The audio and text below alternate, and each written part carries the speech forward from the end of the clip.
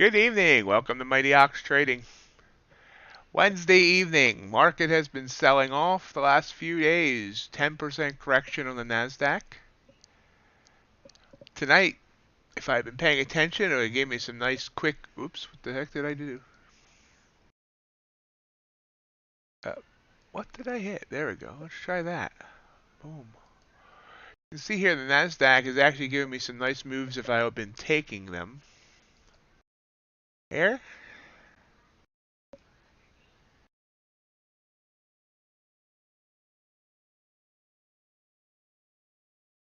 Would have went nice 23 points. This one didn't really, this one didn't work. This one giving us over 15, I think. This one definitely would have worked. And now we have this pullback just now. Earlier tonight, when it reached down, when it came down to here, we dropped below 15,000 on the NASDAQ. If we look at our daily chart, we have not been this low since October 15th. So last time we were below 15,000. Actually, October 14th. October 14th started that day at 777 and got about 15K, and until now, never looked back. So, look for some opportunities tonight. We look for whatever's presented to us. We might want to more focus on shorts, but I won't get biased towards short.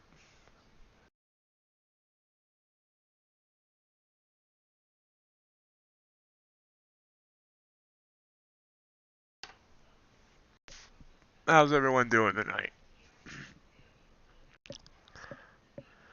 I ended my session earlier today, the trading day, up $55. Should have been more than that. I made a mistake of trying to trade around the open. That was a mistake. Then NASDAQ, as you can see, if we look back, oh, I'm still on a daily chart. Hope if I wasn't, there we go. I mean, you can see that it gave us some nice clean moves all the way down. 179 down to where we would have had to close out right around here to 24. That's 150 points right there. Got some choppiness here in the afternoon. If you had followed these, you would have got chopped out. So it's been hard to figure out that this is where you wanted to get in at the boom boom. But once it broke down, you could have definitely been able to tell. This was another nice move here. Another easy 50 points, 60 points.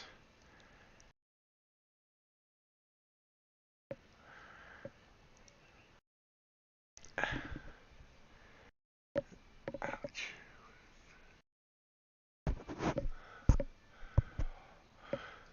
And these were the moves this morning. I did catch a couple of these moves with 3 micros. Caught 30 points on 2 micros and 50 points on the third on that one, I believe. No, it was actually this one here. Came down 30 times 2, trailed on the second one, and then when it pulled back here at these 2 green, it stopped me out for the rest of the way. Which was unfortunate because it would have been nice to have rode all the way down. Let's see what our signal is here. Crude dog. So I think it's a short signal. Crude looks like it's been kind of rangy here the last half hour or so. So we'll wait for some confirmation on that. Gold sending us a signal. Jump back ahead.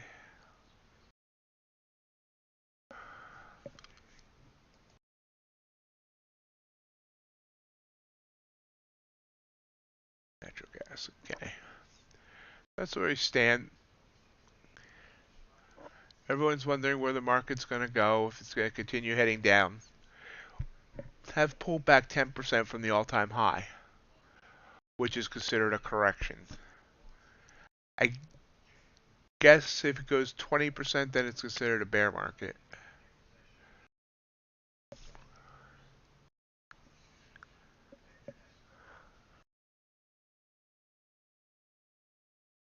Kappa, pulling back.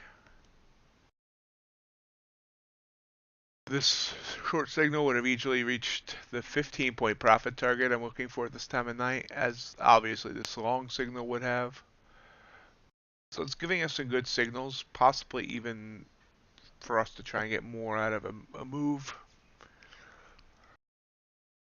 I always have to wait for the next one or wait for it to give us something.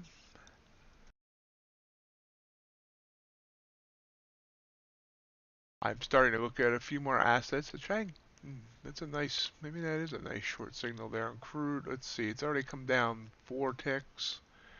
I don't know. We'll wait to the top of the hour. Keeping an eye on silver. I'm looking for one specific setup on a couple of assets. If you look here on the 5-minute chart on silver, and let me see if I can find any examples. I'm using the RSI and its Bollinger Bands, looking for one specific setup. I just can't stand when I knock those down without looking at them. Oh, that was nice. Gold. Let's go back to gold. Gold's trying to give us a buy signal, but it's also rangy. Anyway, let me find it because it doesn't happen often. And that's, I consider it kind of an A+ setup. That's not a good example of it, even though it did work. Here, this is a good example. It's actually not the best example, but you can see here purple line, and I can make that brighter.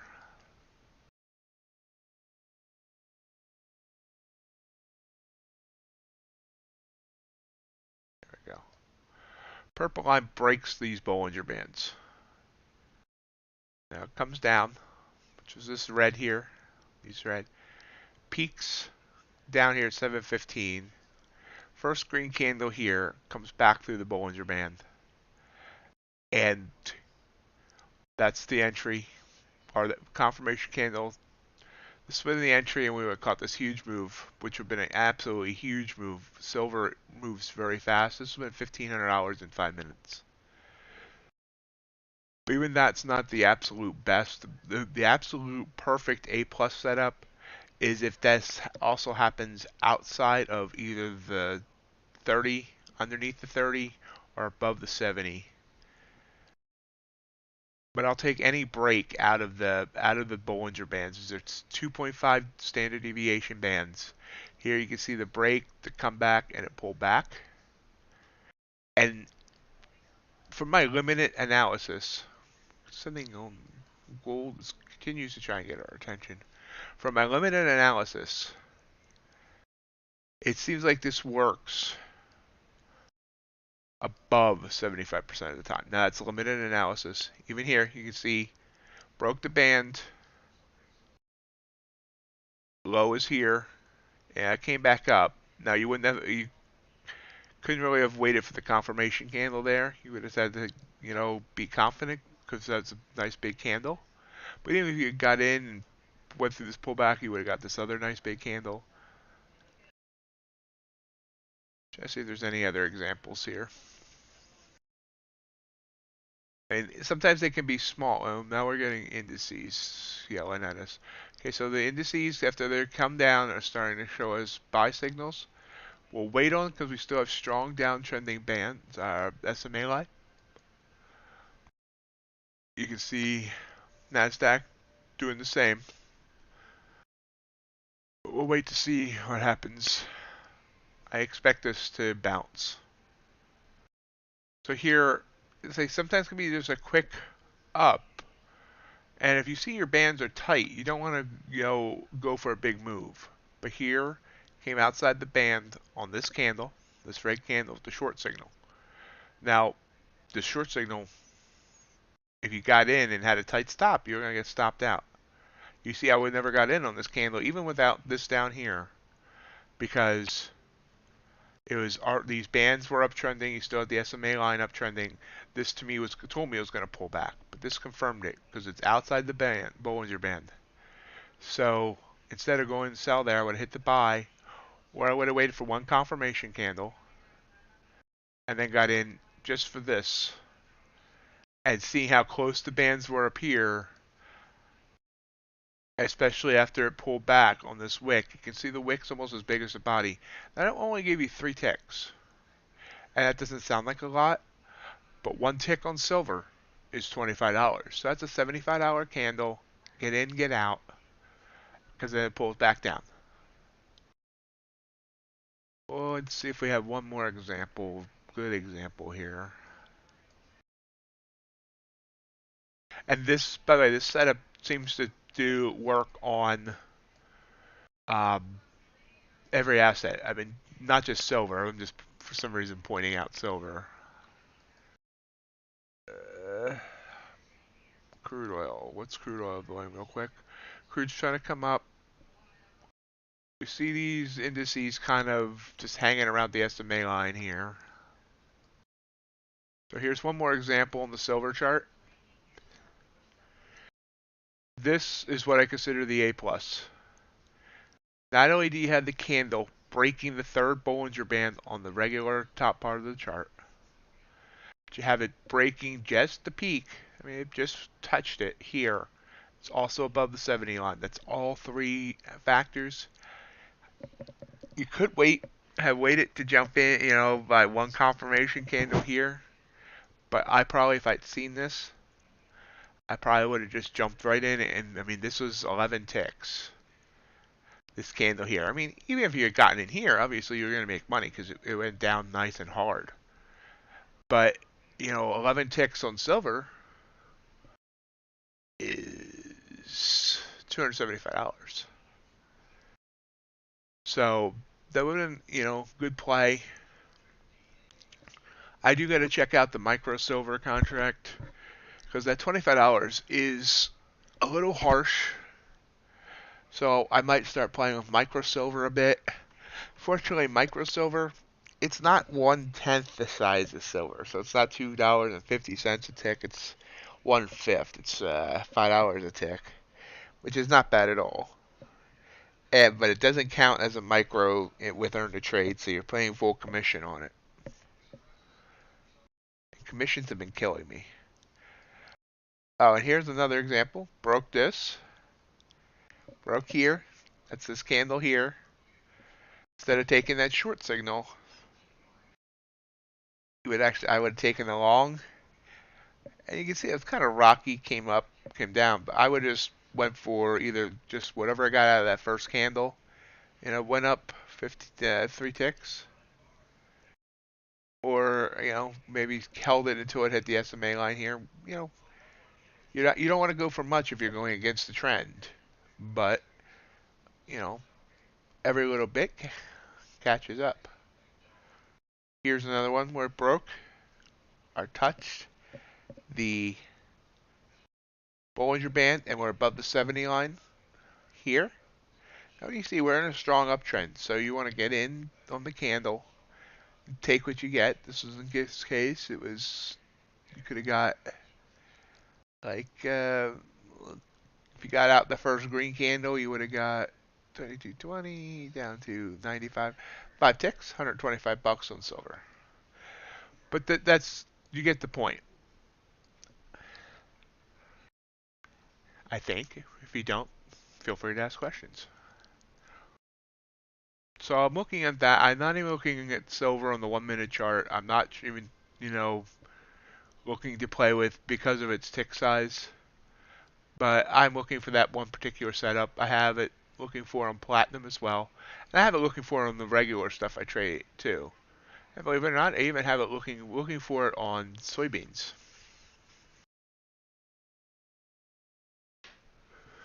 Okay, so this move actually was a good short signal. I mean, long signal, obviously.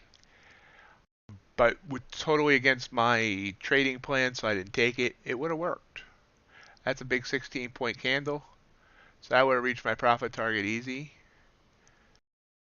Now we see, this is interesting here, where we just broke that Bollinger Band. I didn't have time to react.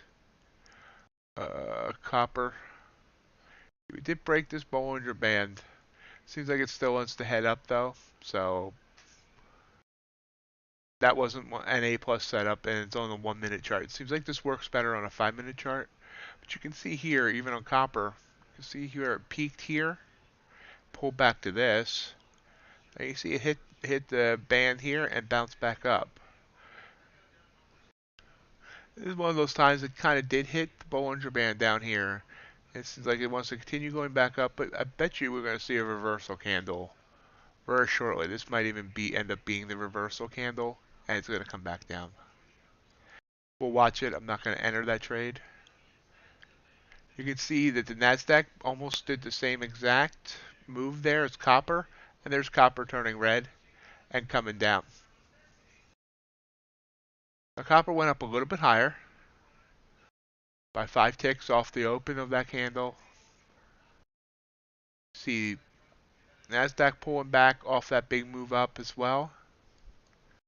Gold did the same thing. They all kind of did the same thing. Gold's actually already sending us a short signal. That would have been a micro move there on gold though. 18.044 up to... Oh, no, I'm wrong. That looks smaller than it is. That would have got us our 16 points. 16 ticks, I mean. So that sucks.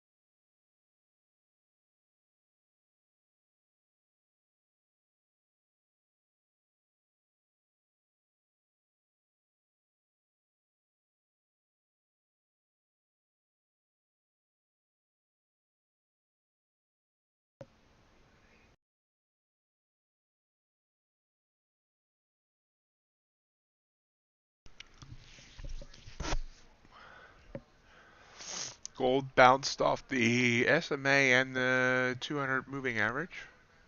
Exponential moving average.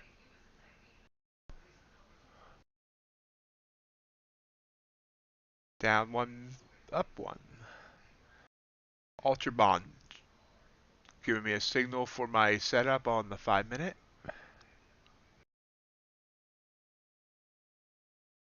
Let's see.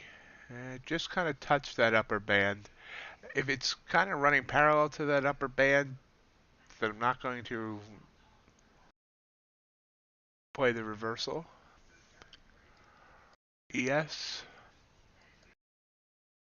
Pulling back, so made that quick move up, and now it seems like it wants to come back down right away.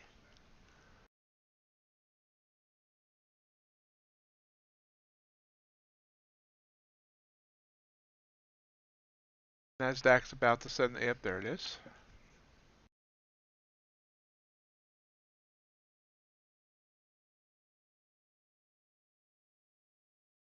There it's breaking the SMA.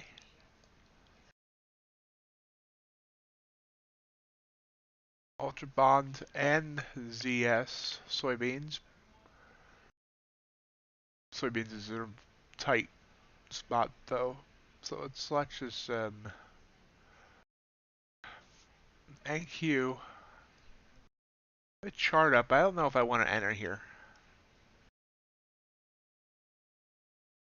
It could bounce like gold's bouncing right there.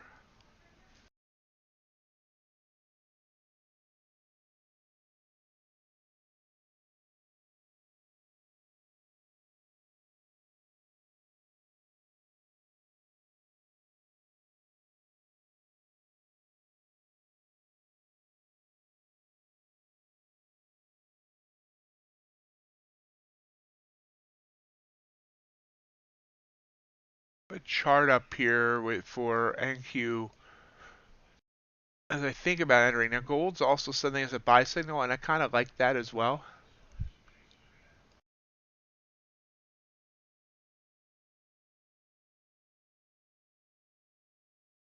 22 seconds left to go on that. You see the bounce there on MNQ or NQ, whatever. 10 seconds to go on this. On gold. I'm gonna go in on one gold contract. So we're in on gold. Put down the MNQ contract. Gold pulls back by 3 ticks. I have an 8 tick stop loss here. Looking for 16 ticks. It's like NQ wants to come back up after curling down as well. But gold's pulled back by 4 off of this one. Russell probably sending a buy signal now. Yep, it is.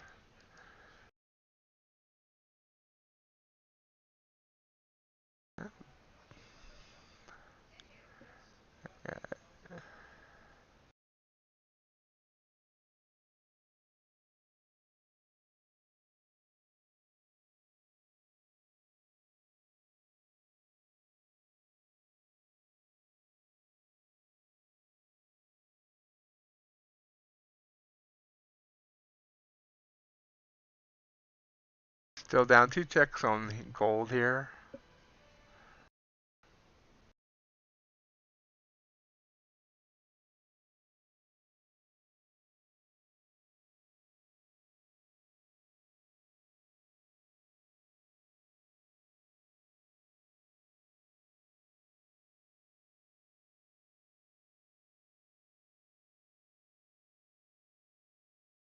Nasdaq's right back under its 200 EMA. Trying to get above it.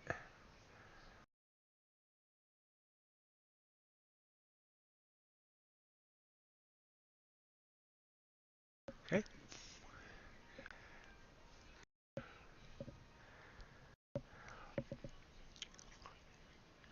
We're up 2 ticks on gold.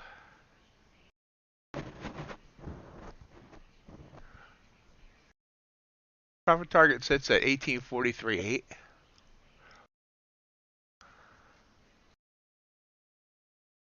Won't be shy to cut it early if I need to, but we'll give it absolutely give it room to go too.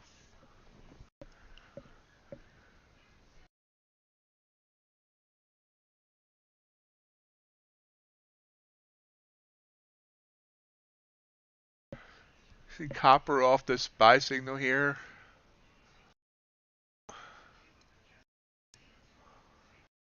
$445.60. Went up to a high of $446.50. That would have reached our profit target. Push back down there on gold.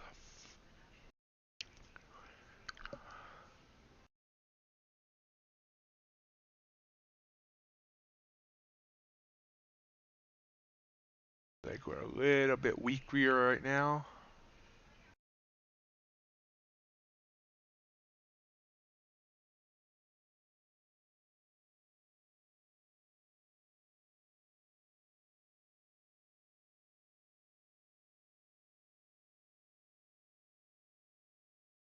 Do want to thank everyone that's joining me tonight.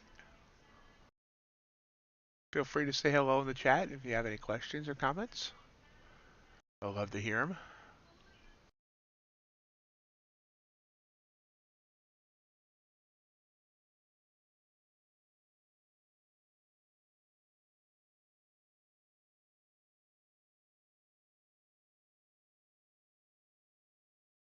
Ouch, there's a red candle now. 10 seconds till it closes. We're Up one tick.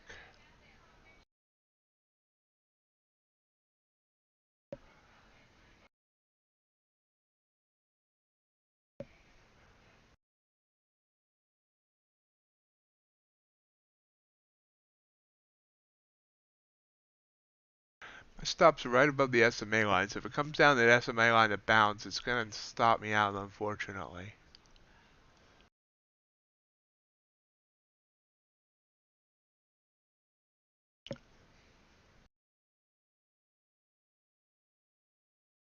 The NASDAQ is kind of curled back to the SMA.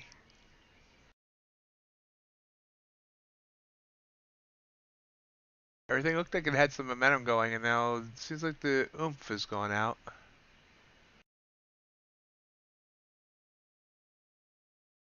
We want some more oomph. So what order the oomph? Short signal there on copper does not give me hope. Natural gas sending a signal, copper giving a signal.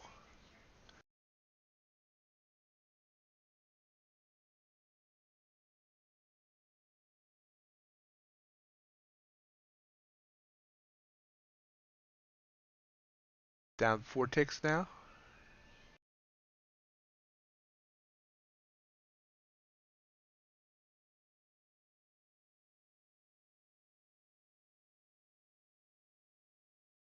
Looks like it's gonna come down and stop me out. There's some upwards momentum, hopefully.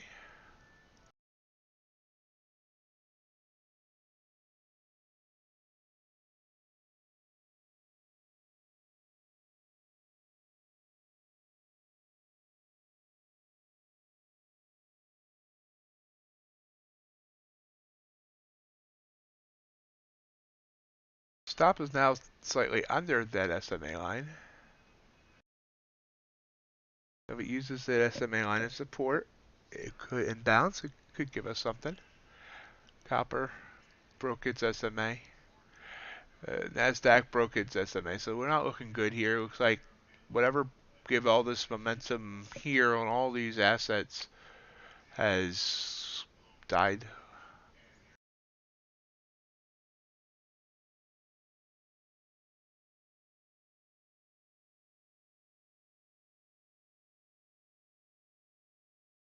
But we'll give it a chance. Like I said, stops at 8 ticks, so we'll lose 80 bucks if it stops me out. 90 if there's any slippage.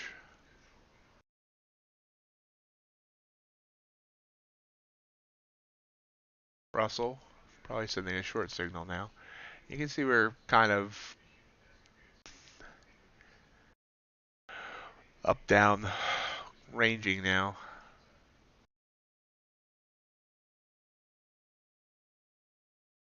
Okay, just came down and stopped me out.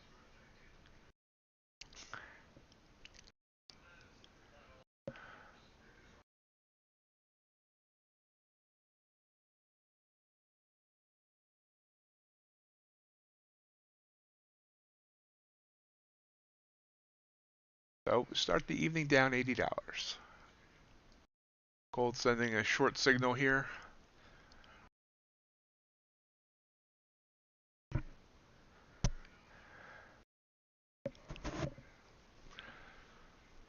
UltraBond going up nicely.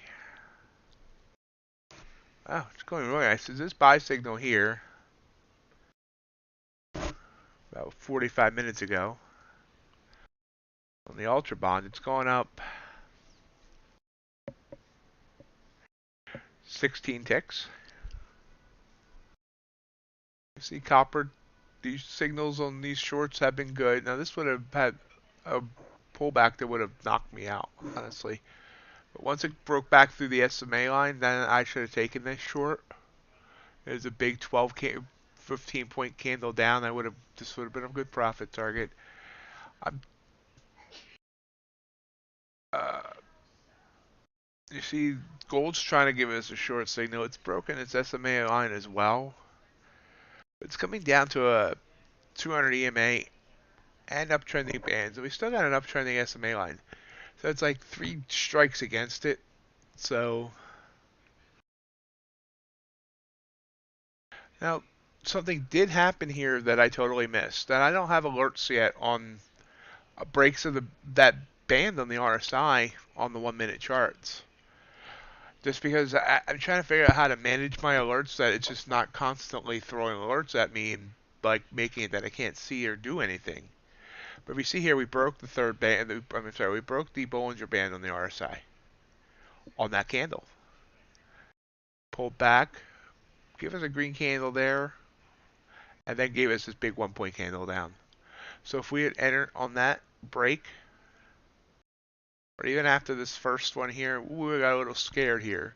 It did come up 5 ticks on this candle, and then came right back down, and then we could have grabbed this.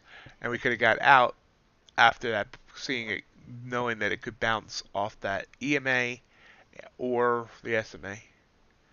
And we could have got like 1 point or a little more than a point. So it's like I feel like I almost need a second TradingView account. One to do the alerts, so to alert me that what's going on, and another to do the actual stuff on it. Now gold came down enough to, of course, stop me out. As now going back up, but it looks like I might be trying to top triple, double, or triple top here. We can see here, came up here twice while we were in this trade. I should have took the profit there because that was like $40 or $50 profit. So you really want to see it get back above there if we continue this uptrend. See, these are the highs, and gold's also up at a high that it hasn't seen in a few days. Last time we were this high was back here in late November, right before Thanksgiving. Seems so long ago.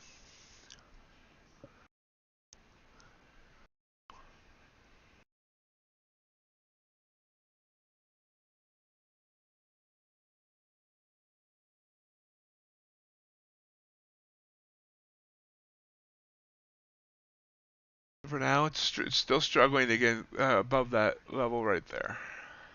And we're not going to enter this. This is already, I mean, this candle here would have been a good reversal candle to get in for here. If if you read the candle patterns and you're just staring at one or two charts instead of doing like I do and waiting for alerts and staring at multiple assets, this is an excellent reversal candle. Wick is bigger than the body, and it's a down wick, which indicates buying pressure. Green, it finished green. Jump in on this. Got 5 ticks. Next one, 6 ticks. You got your 1 point. Get out before you hit this resistance. See, this looks like it's going to come back down.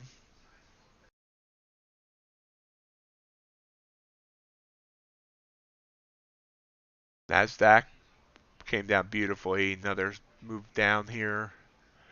Low so far of the day was that break of 15,000 down to 14,993. Copper trying to curl back up. Sad I missed this move. It's going 30 points now. Hey Lennox, how you doing, buddy?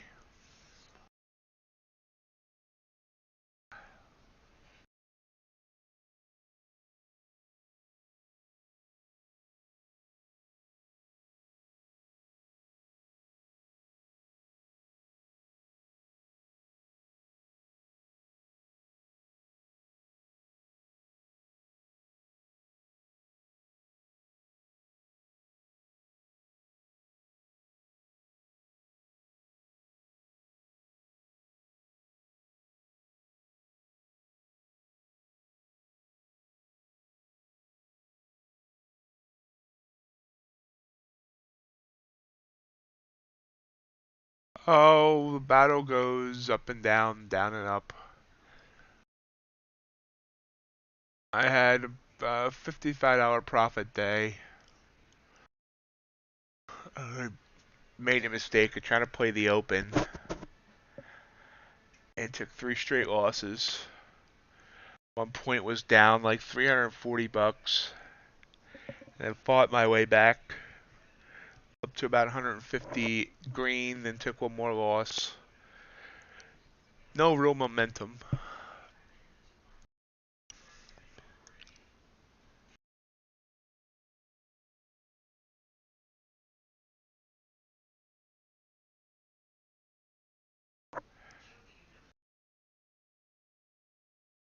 I had a beautiful trade to, come back up today. I went in with 3 micros and an M and Q and hit 30 points on 2 of them, and the other ran for like 50 points until my trailing stopped. It was a good trade. It was, probably like 200 bucks total. But then, the other part of me was like, if you just gone in with a regular size contract, that would have been a $600 trade or more, depending if you let it run or not. So I don't know, I'm still having these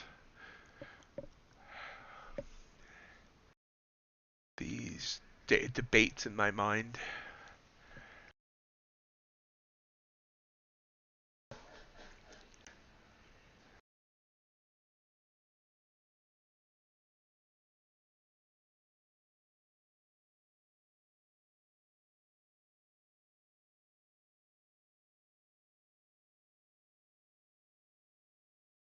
Now we see NASDAQ again getting beaten down here.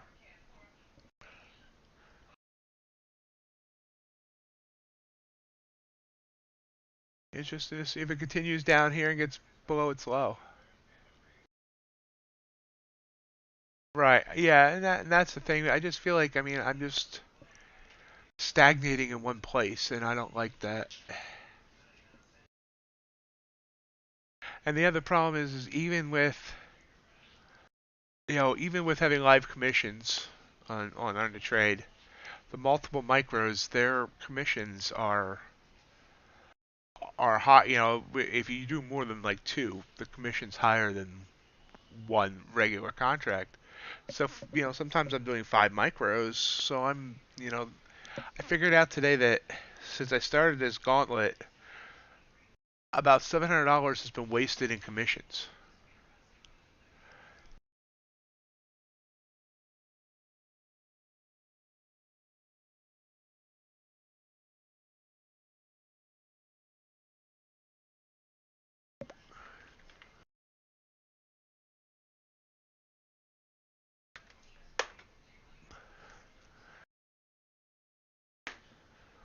I have ditched the commissions on with the micro gold.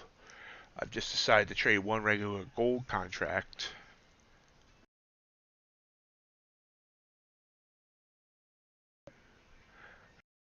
I think they're aren't they? I want to say they're more on earn a trade. I don't know. I gotta figure that out. I gotta bring up our Trader Pro sometime and actually check my commissions or whatnot.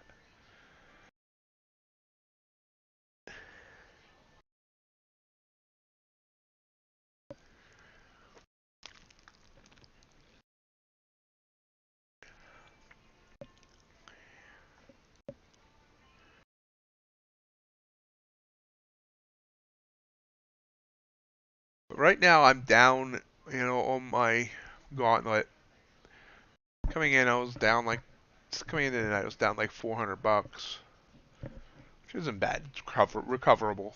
But the thing is that first of all, I've been hanging around here from like plus 200 to minus 400 for a while now. So I was comparing, and like if it wasn't for the commissions, I'll be up like 200 or 300.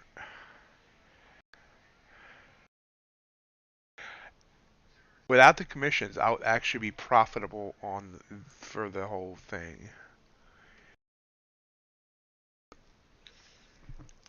Yeah, I have real commissions on my account.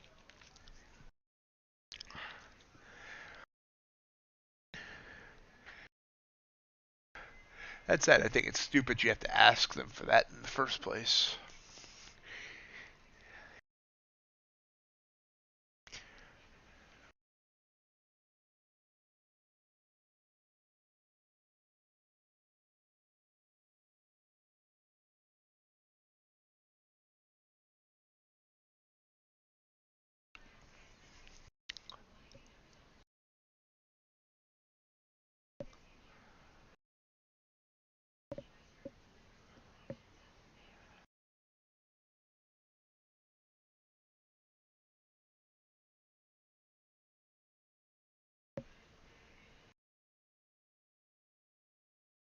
I obviously Earn the Trade is my favorite, and I'm loyal to them.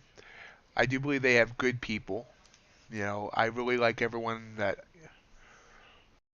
I've dealt with within the company.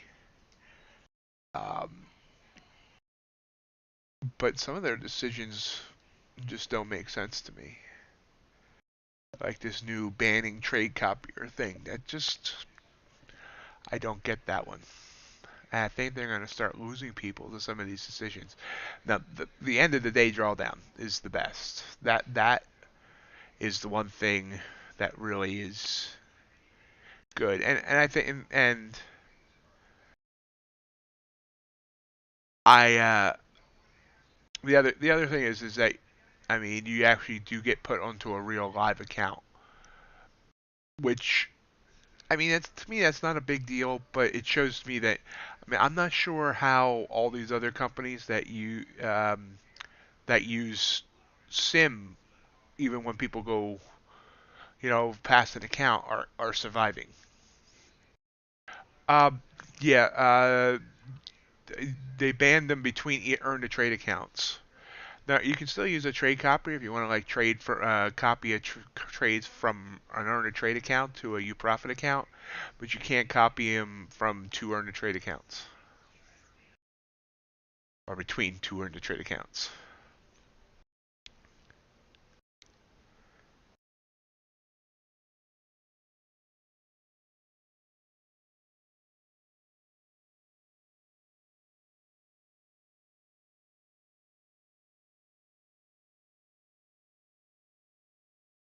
And the big mistake they made there. I mean, I don't understand why they banned trade copiers to begin with. I mean, it was some sort of business decision. They were getting hurt by a small percentage of somebody doing something. I don't know exactly what it was, and I mean, I'd love to know, but obviously I'm not privy to that info. But the fact that they did not send out an email letting everybody know. They told me, and they told the mods. I'm a mod on the Discord that if anybody asks, you tell them that they've been banned, and they did change it in the help section, but they never sent out an email. There was no communication. It was like they were trying to hide it for some reason, and I don't think they were trying to hide it. I don't think it was anything sinister. I think someone just dropped the ball somewhere that the communication didn't happen. Hello, Captain Price. Well, I mean, everybody else allows them at this point. There was a rumor that UProfit was banning them, but apparently and to the point that CFT did a video on it, but today he did a video correcting it that UProfit reached out and said they are allowed as long as you're not copying between two different people. As long as it's your same account that you're copying to and from. They didn't want somebody copying to help someone else pass. And I don't know, maybe that was one of the things going on with Earn to Trade. Maybe that's the big deal. I don't know.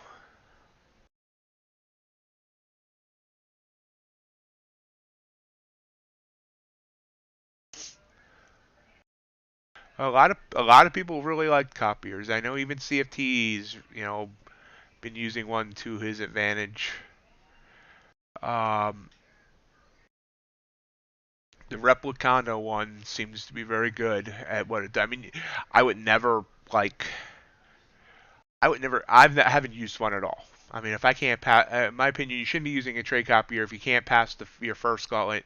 You shouldn't be even thinking about using a copier to fail more than one.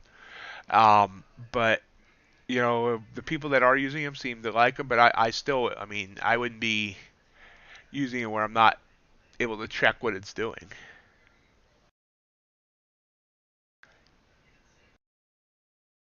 Yeah, basically, people want them to kind of spread risk among multiple accounts. I mean, it's better to lose. If you take a loss, you know, uh, it's if you're trading like say trading six contracts, it's better to spread that out among say two contracts on three accounts versus taking that loss all on one account. Oh yeah, exactly. It's not gonna. it's not going to make you trade any better or any worse. But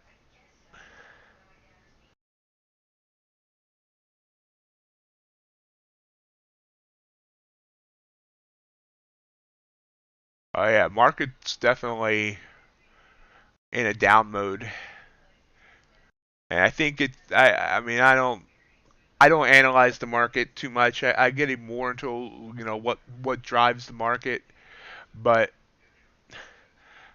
I think we're going to continue going down for a bit, especially with FMOC being next week, and then announcing the pace of the interest rate hikes and all that.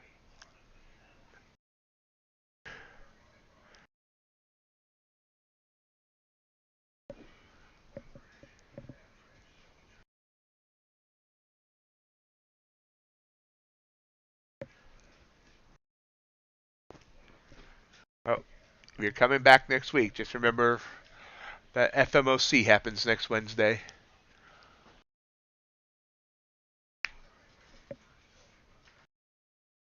a week from today. That's always a fun day. I've considered streaming that afternoon.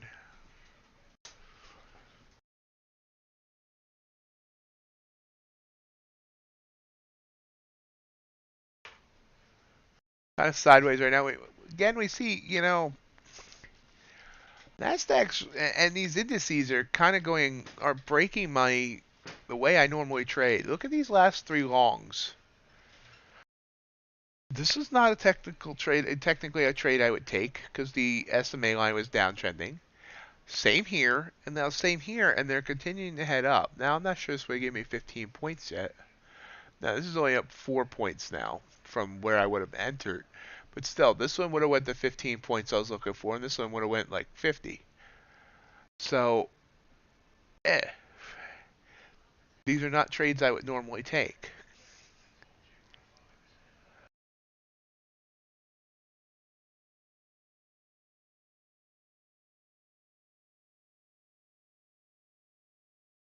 We have officially entered a correction.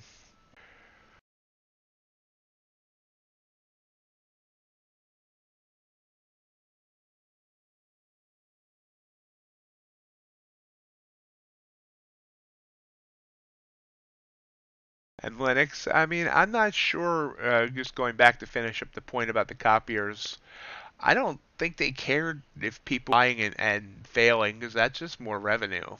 I'm not sure, you know, I don't know exactly what was happening, but something, was happening that people were using them in whatever they considered the wrong way. And they felt, I guess might have been Helios that actually complained. So,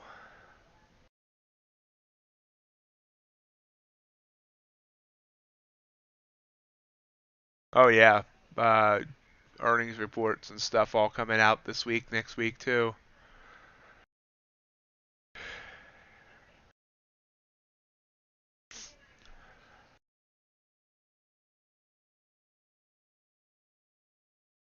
Get to see what the inflation has done to earnings, what the supply chain issues have done to earnings.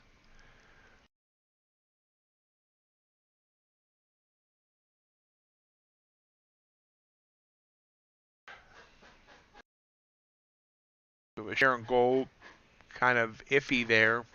We have a short signal here in the UltraBond. I'm not really taking it.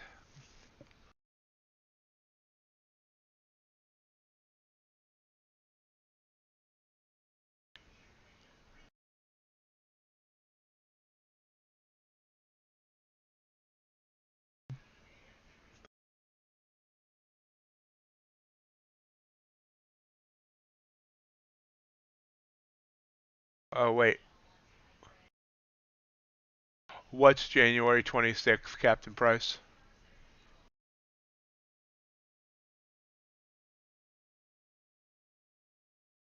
Oh, oh well, that's also the day of FMOC, so that should even make it more interesting.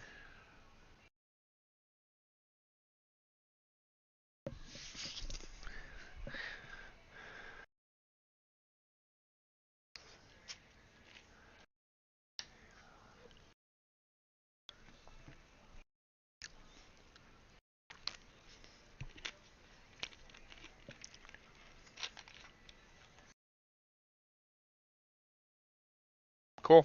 So FMLC and Tesla on the same day.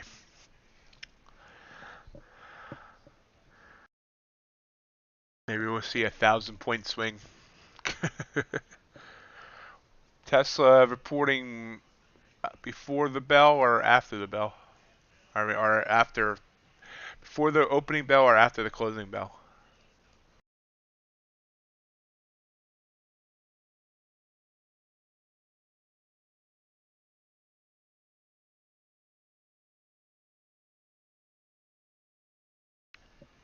I have a buy signal here on crude. See how it came down here, found this bottom here, and trying to head back up. And by the way, crude, if anyone hasn't been paying attention, um, crude's kind of doing the opposite thing. If you look here on crude, yesterday, actually maybe even earlier today, let's see, where did we start at? No, yesterday, we hit a high that we have not seen since. Come on, Trading View, catch up with me. Come on. Oh, that's why. Okay, never mind. I'm actually on the March instead of continuing. Anyway, we're at a high on crude that we have not seen since October of 2014. So we're at levels we have not seen in over 7 years. Hey, Walt, how are you doing? Okay, so Tesla won't really affect the response from FMOC.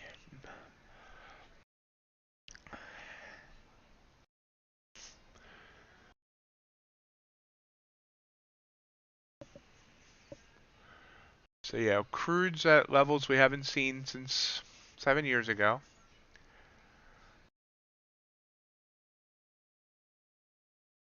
While the rest of the market's crashing.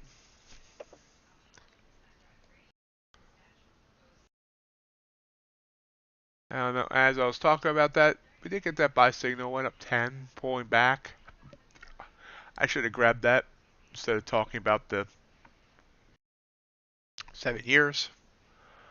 But hey, I'm here for your entertainment value.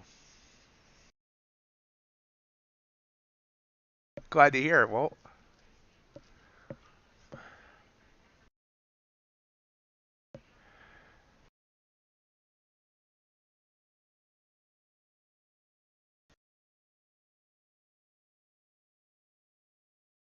Right. I don't mean crashing. It's obviously just a term. I probably shouldn't throw it about as I do. It's obviously nothing to really worry about. If it had continued, the longer it continued to go up, the more it was likely it was to happen.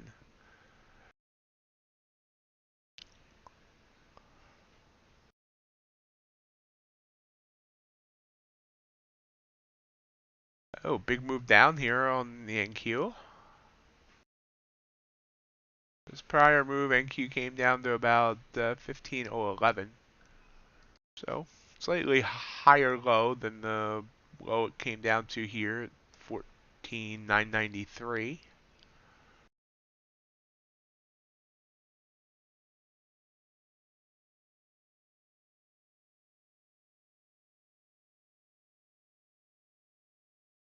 Don't really like it there to take a short though, and I think it's going to pop up back up anyway. Copper's still grinding upwards.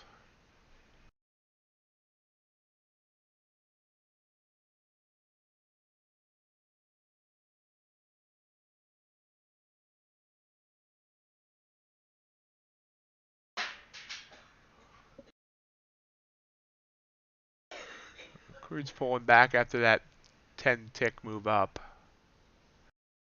How's the trading been going, Walt?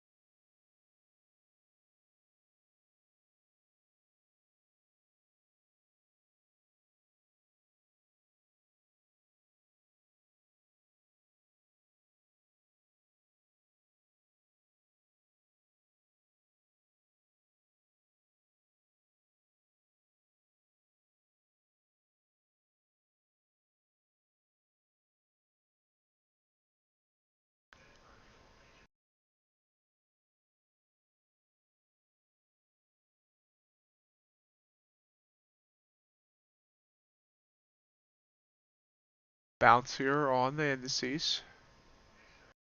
So I was right about not liking that short there. And the signal didn't stay anyway.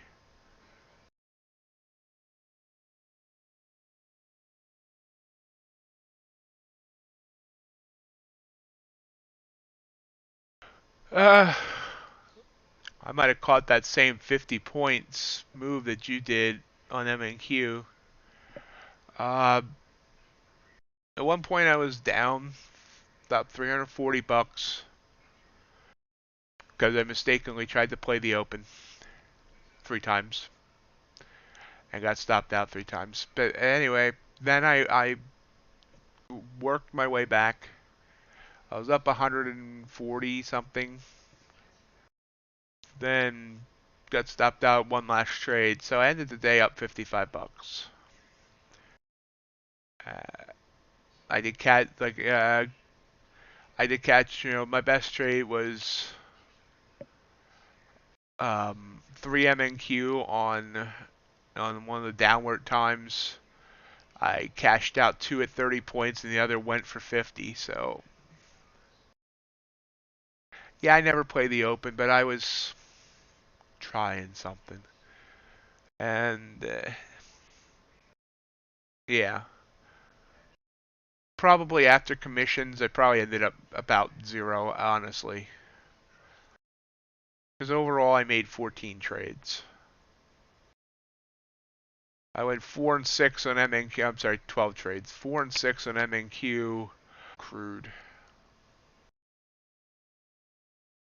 That was last night and this morning. So overall, commissions killed at 55. So it was probably about flat on the day. But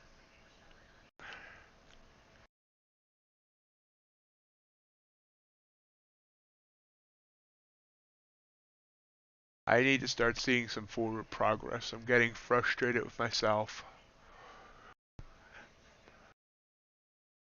Yesterday morning, I let my frustration show through on the stream, which I need to not do, because no one wants to listen to me complain about myself. See, NASDAQ came up here, pulled back, almost gave it as a short signal, bounced back up. It's looking like it wants to do a long, but we're going to wait. The bands are constricting, and you have this 200 EMA right above it. So we'll wait. Gold here. It's come down 3 ticks since a short signal, but it's also looking like it might want to head south.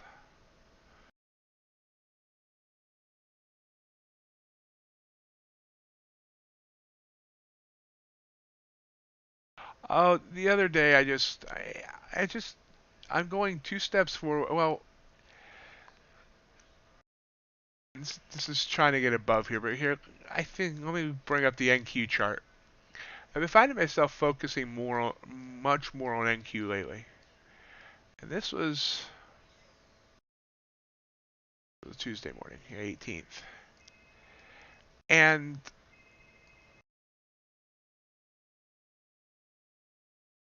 going back in time. Gonna turn back time.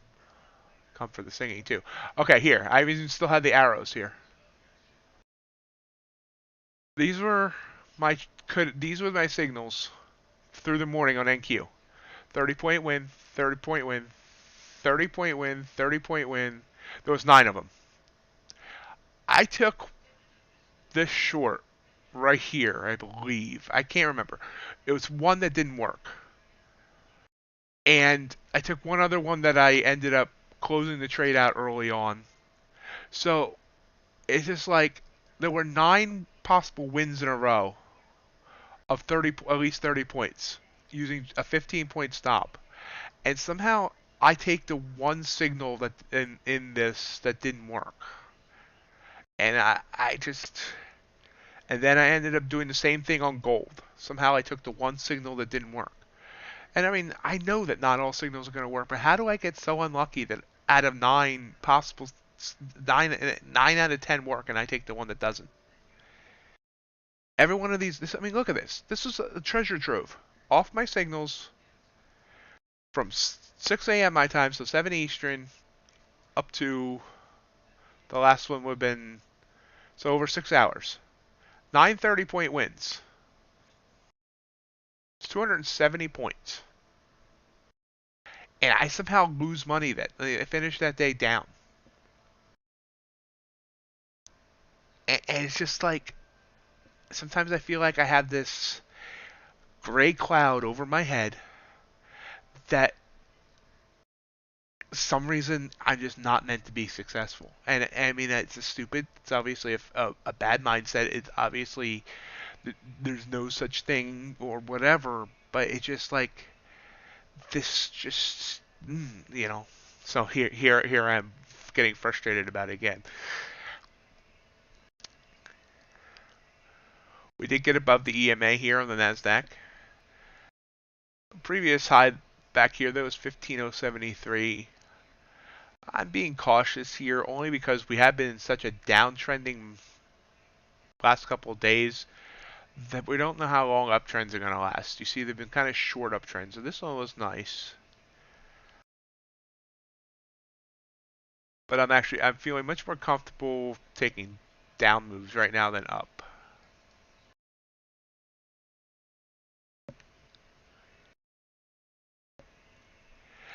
Part of it is maybe I'm just not taking enough moves, or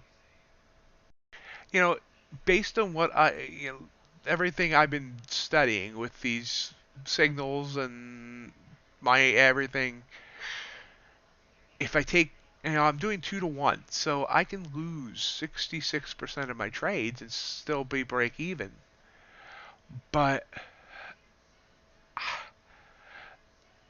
I don't. Yeah.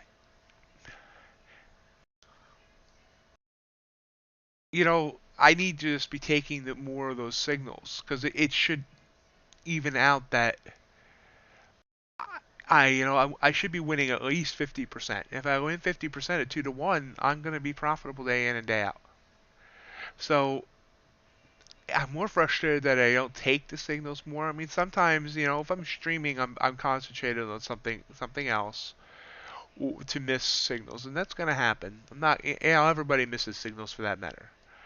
But it just seems like if I took more trades, the percentages should work my way. Obviously, not everyone's going to be a winner, no matter what system I use.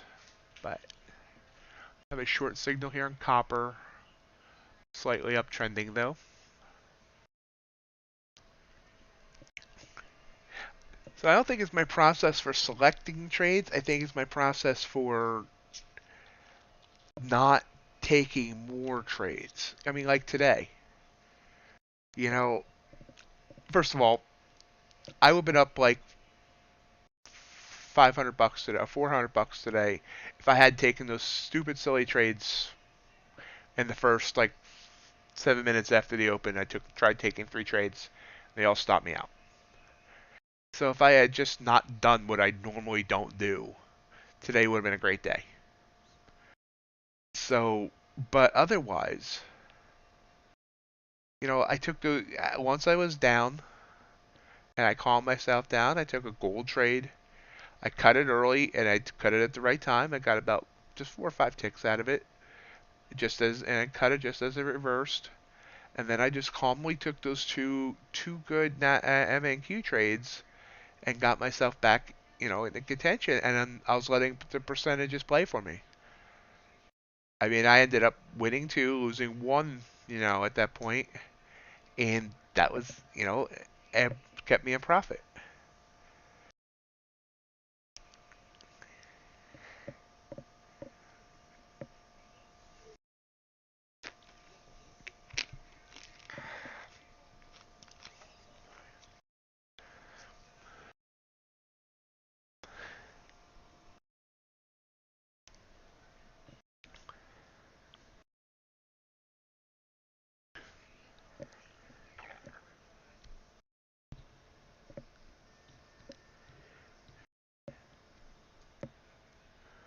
I spent about maybe 10 or 12 hours over the weekend analyzing gold and NQ for the hours I normally trade, which is in the evenings and in the mornings. And somewhere here, I have that.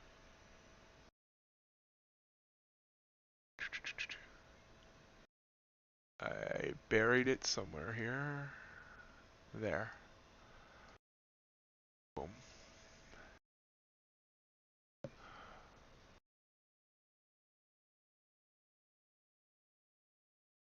Now here's a messy looking Google sheet, but I was trying out different parameters, and it ended up being that in the morning for NQ, I'm sorry, in the evening for NQ, doing 15 by 7 over the 2 week period that I looked at it, 15 by 7.5 points. Ended up with a 32 to 28 win the loss. And then in the mornings, I ended up, I tried a whole bunch and whittled it down to 2. I whittled it down to 20 to 10 or 30 to 15. 30 to 15 ended up winning. See this 30 to 15, and this didn't even include that Tuesday. This was just the prior 2 weeks. 35 wins to 17 losses. That's a 67% win rate at 30 points. So that would be an amazing win rate for 2 to 1. Then I did the same thing with gold. I tried 16 and 8, 24 and 8 in the evenings, 16 and 8, 1 out, 36 wins, 20 losses.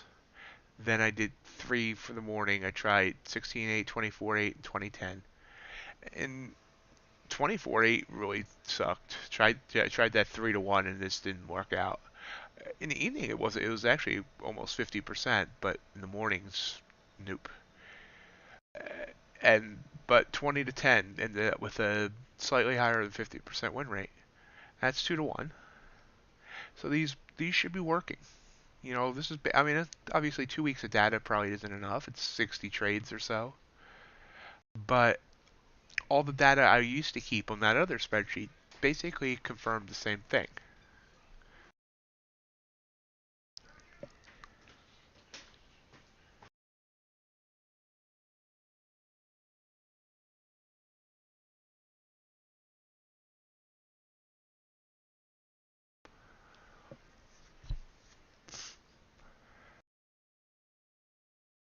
Off this buy signal here, NASDAQ has kind of grinded up, and I should have taken this maybe. Well, it did kind of pull back here again. Let's see, what's it done since that buy signal? It's going up 19 points, so that would have been a good trade. Again, not following the normal patterns of a buy signal up through the downtrending SMA.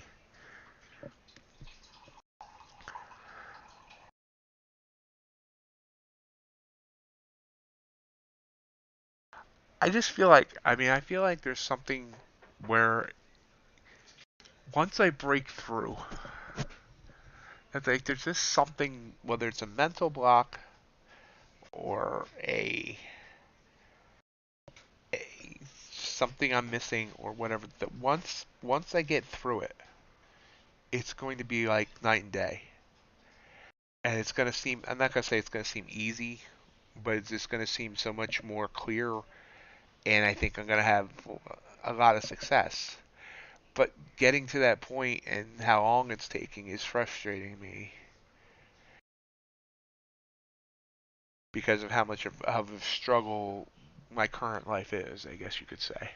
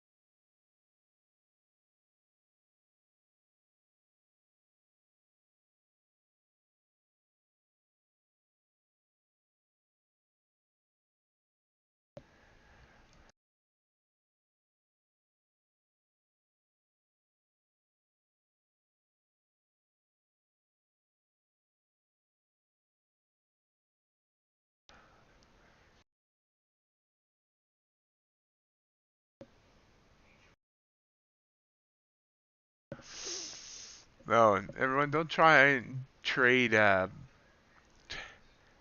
agriculture futures on paper trading on TradingView. Not sure what they did, but if you look here, they have the tick size for agriculture at $120,000. I'm sorry. Yeah, the tick value. Yeah, $120,097.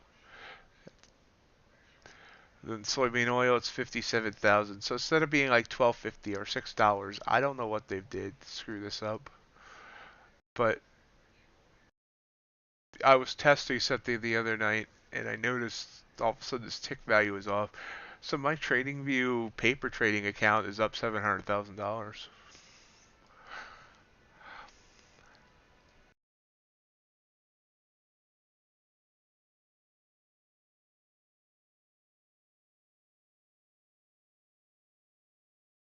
Absolutely.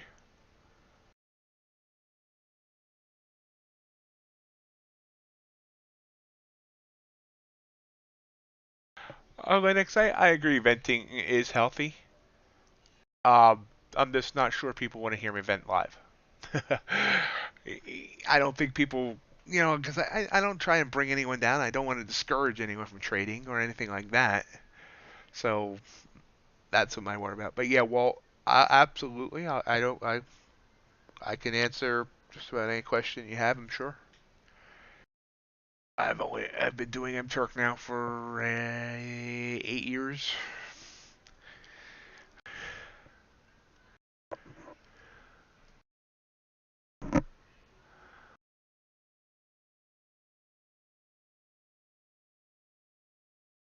What did I just knock down?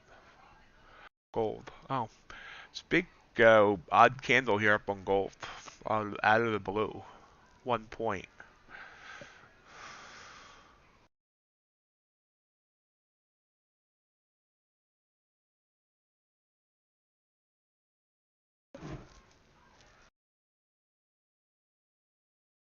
Oh yeah, and I agree with that too. Yeah.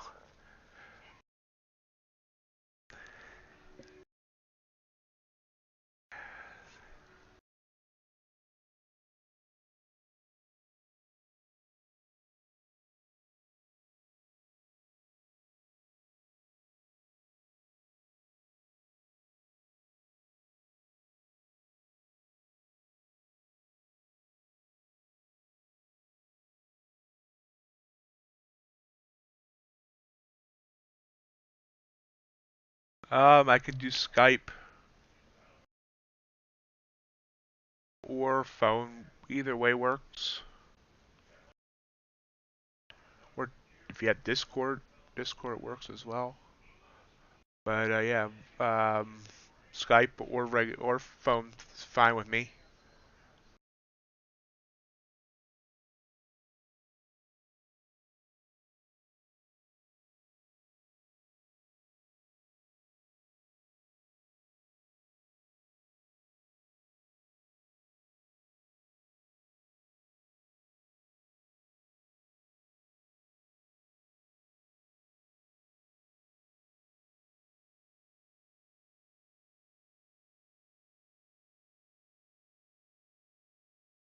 Uh, you want to do it tomorrow after I'm done streaming? That work for you, Walt?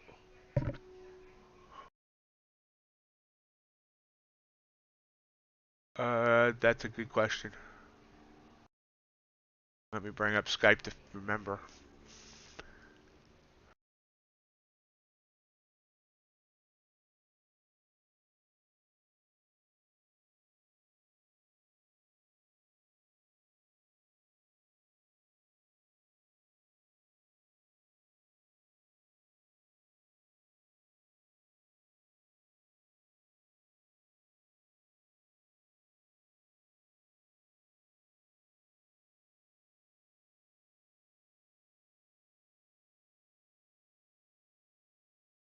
Uh,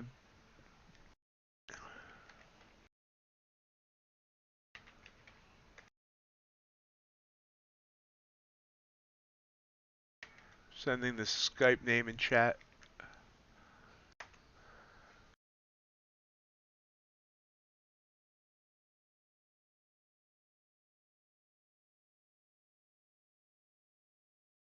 So gold gave us that weird buy signal, and I figured it was going to kind of pull back. I'm not sure where it's going from here.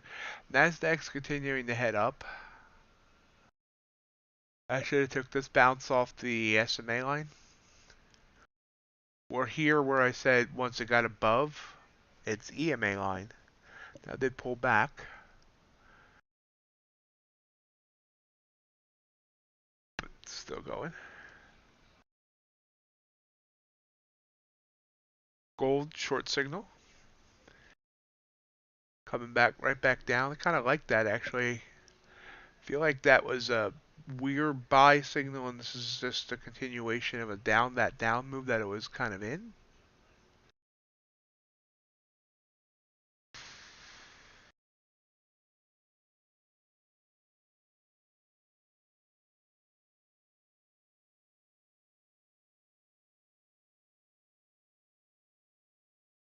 Waiting.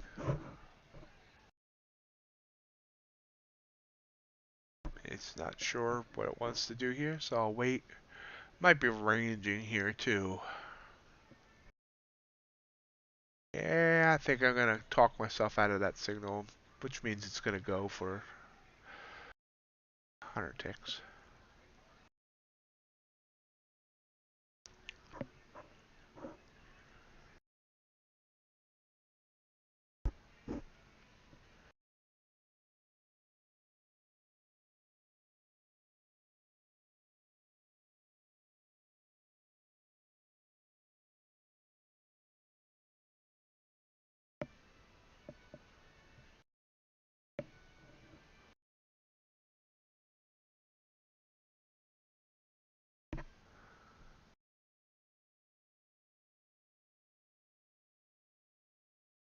Kind of reached a slow period here. It didn't really get any. Oh, that's why that bounced there. Wasn't watching the time.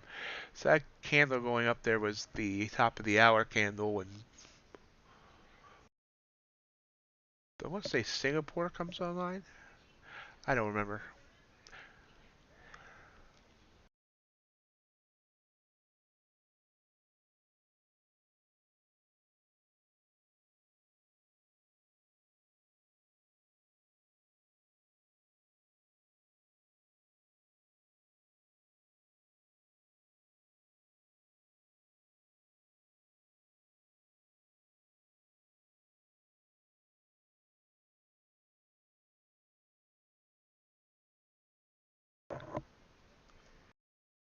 So yeah, we're sideways now. So I had a chart up waiting.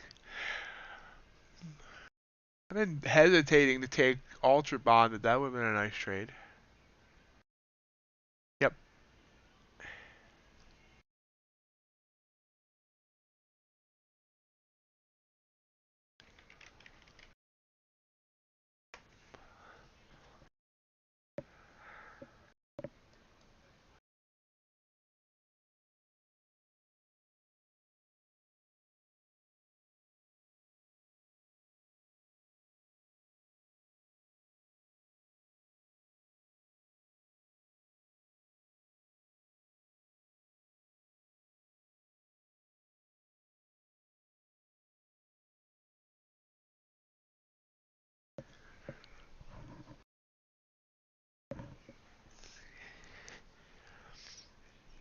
So we're just kind of waiting.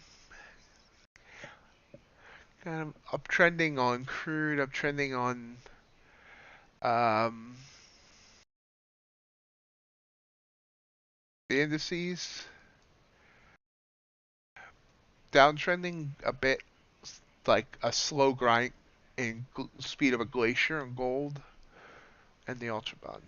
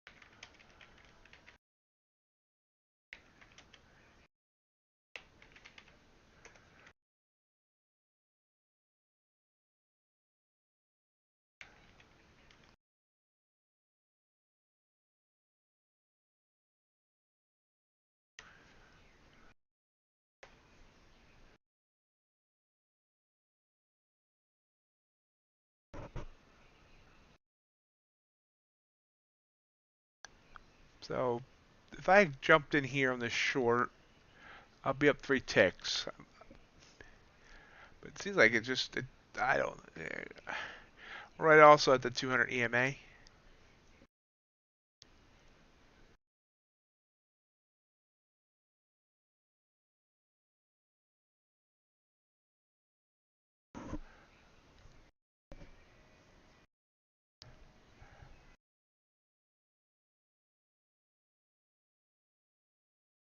HG, copper, buy signal.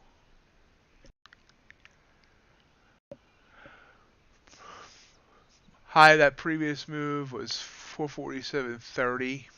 We're about 12 ticks from that.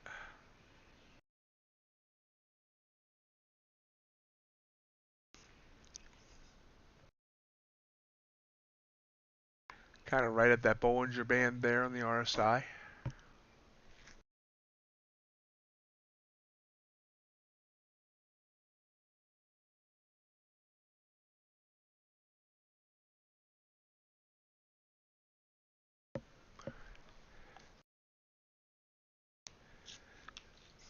It's going to try to ride up.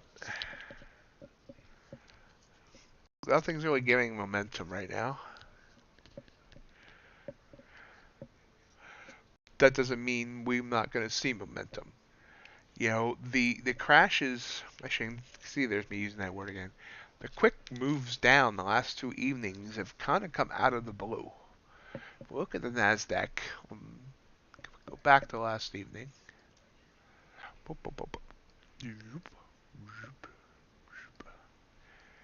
can see, you know, this big move down. There are these 2 big moves down. And everything was kind of, you know, slightly uptrending, slow, and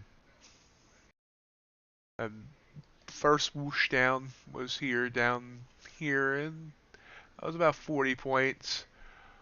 Pull back, and then down, 80 down from here. You know, came down over 100 points. And if we go back to Monday night,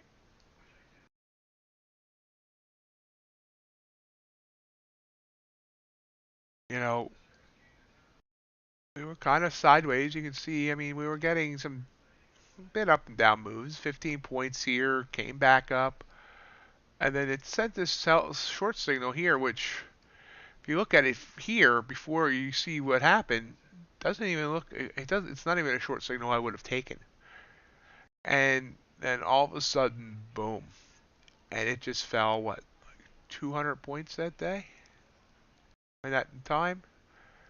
So this came out of the blue. I'm sorry, 122 points. So just because there's nothing happening now doesn't mean there won't be anything happening.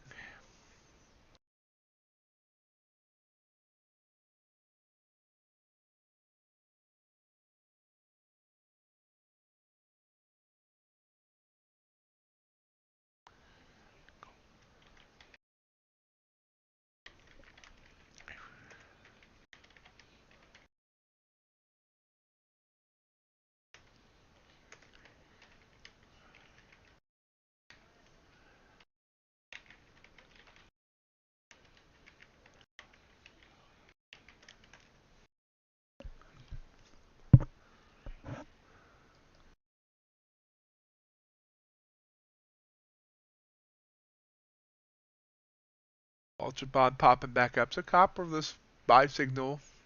See, it kind of rode up that band. 46.65. Hit a high of 447 even. So that's 7 ticks. Not bad. Hit that Bollinger Band. See if it reverses or not.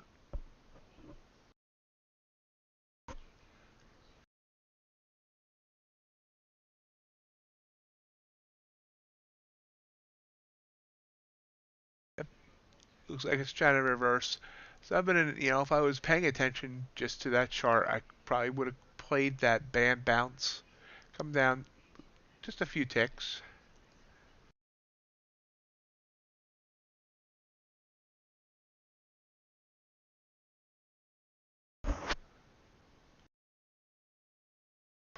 Russell?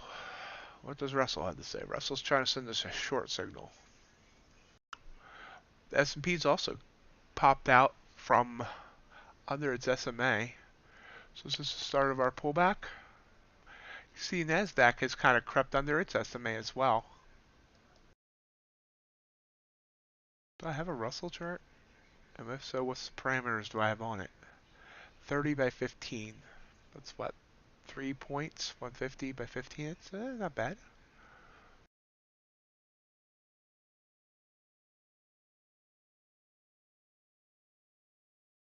Sitting right on that EMA though. We're going to kind of watch that.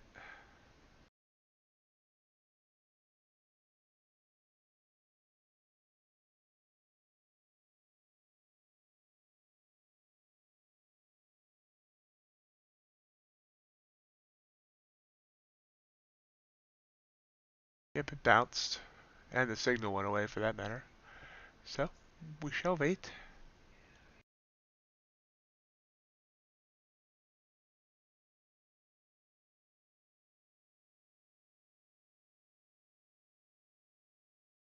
There's the signal again.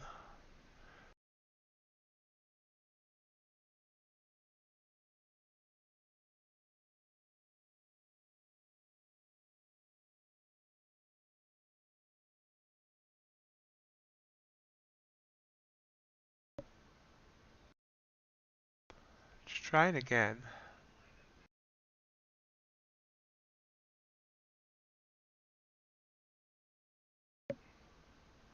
And it went away again. So, gonna watch and wait and hoping. There it is again.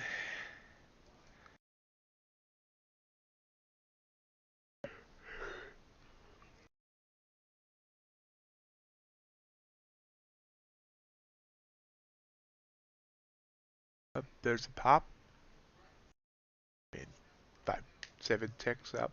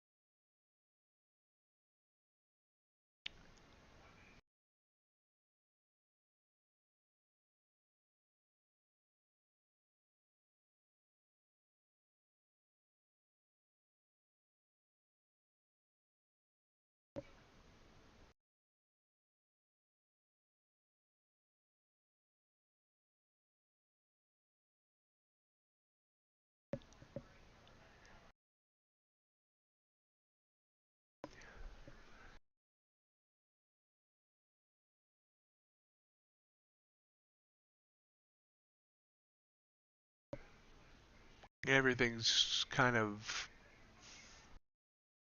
slow. Like it's waiting to explode. Which way will explode? Up or down?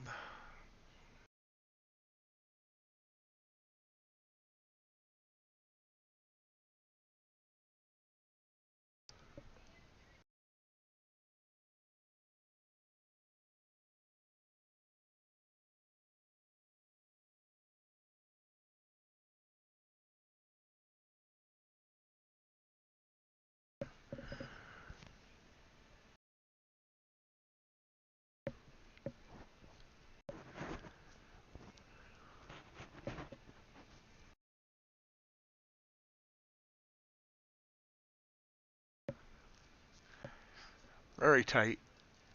Small candles.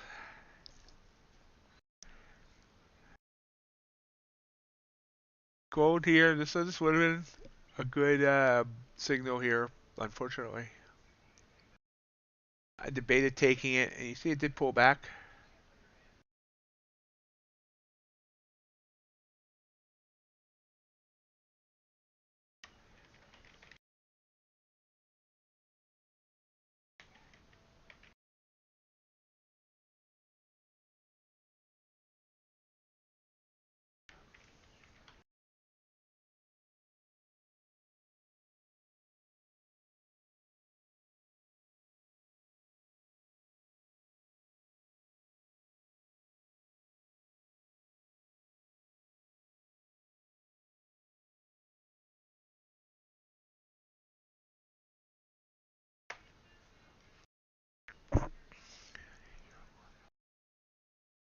Yep, so that would have reached profit target. I think it would have stopped me out. Let's look.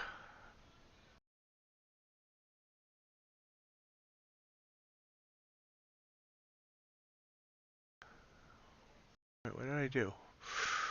Good job. Good job.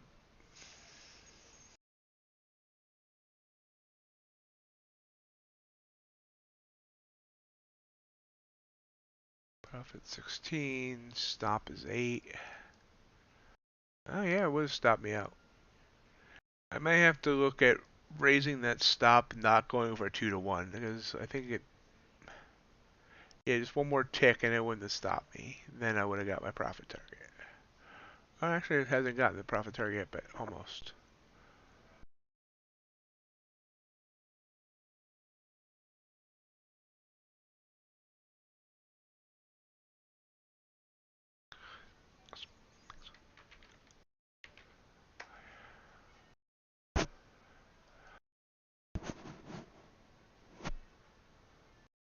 Now with the profit target, yeah, there.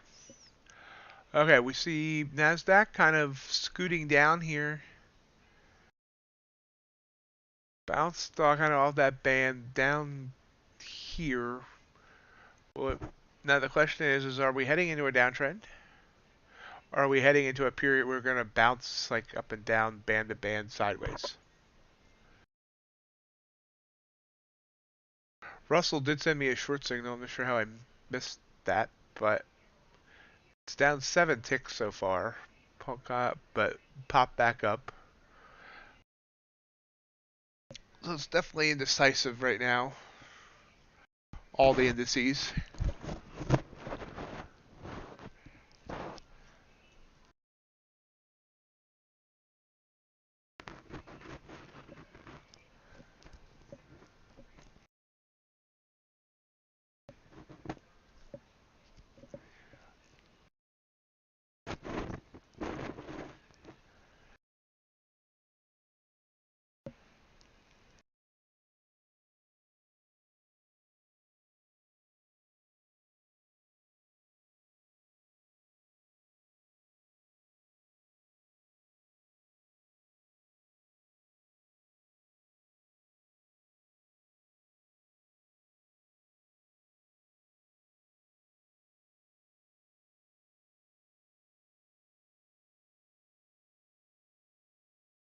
Copper sideways. Nasdaq did bounce, kinda.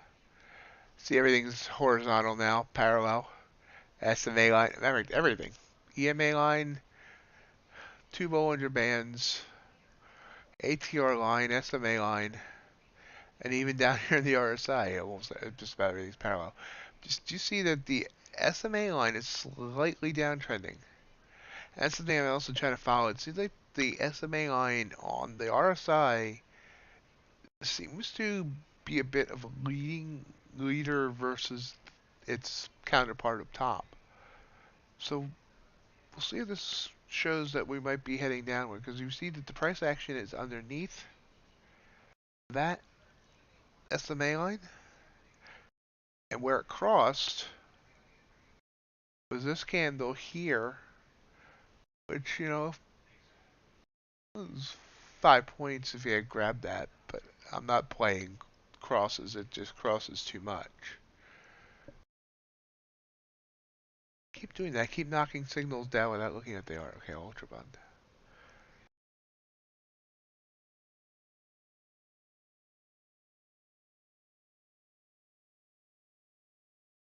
There's part of me believes that this is starting to trend downward. Let's look at the Russell's doing. Russell sent us a short signal there. Right now, it would be 2 ticks on the profit, giving me a ulcer.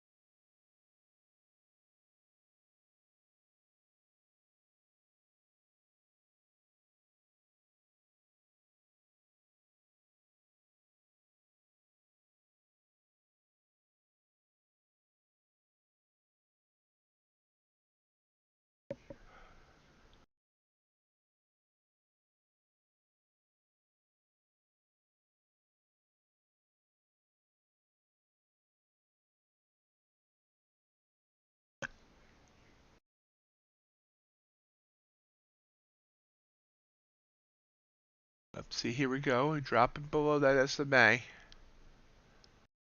Obviously, the green line here is where it'll send a short signal.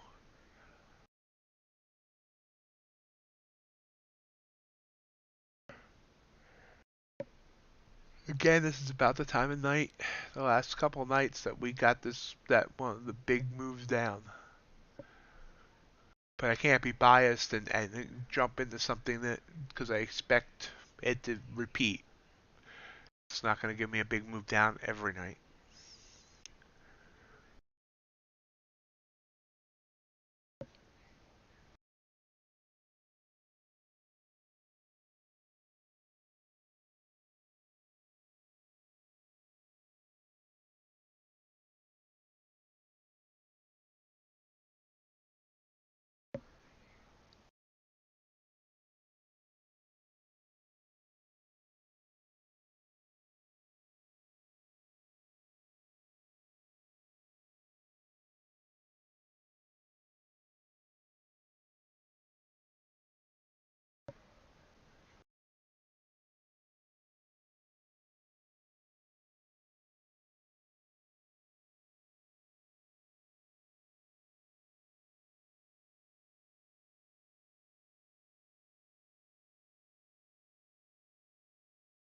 Hanging around right here. Everything sideways. And I don't know how to make that entertaining. So let's look at agriculture. Oh, that's sideways too. Silver? Ooh, silver's 5-minute chart looks ugly. Oh, and lumber's not viable. Platinum, kind of the same thing.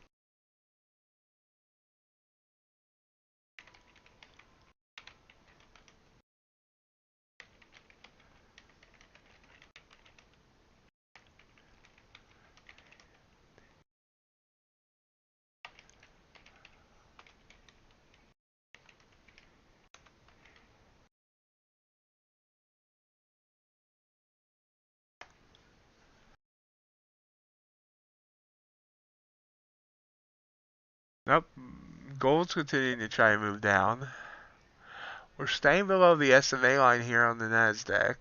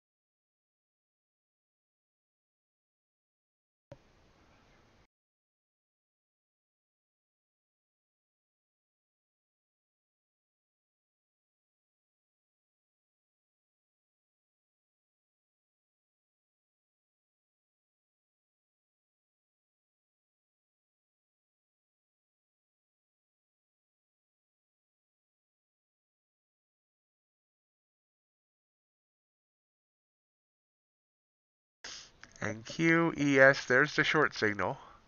It's popping back up.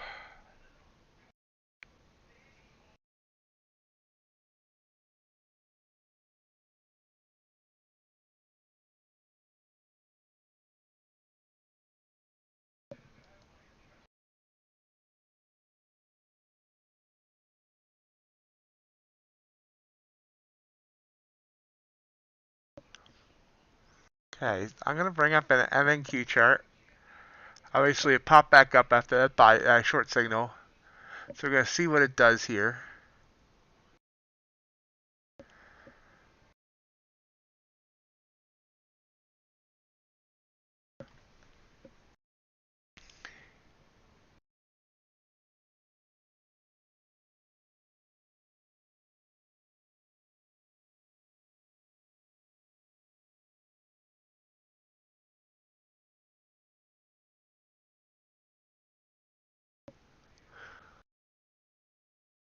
Popping back up above the SMA. So it looks like this might be a band bounce back up.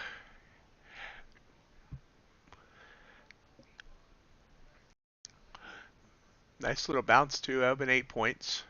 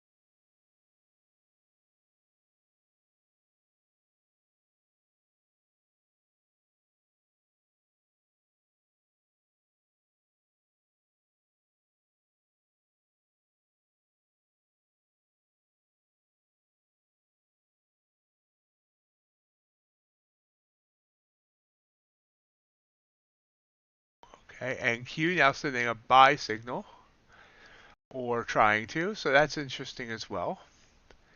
Now I'm kind of confused. Let's look. This is as high as it's been in this session, I believe. Looks like it, yep. No, we had a high just slightly earlier, right here, at 15,083.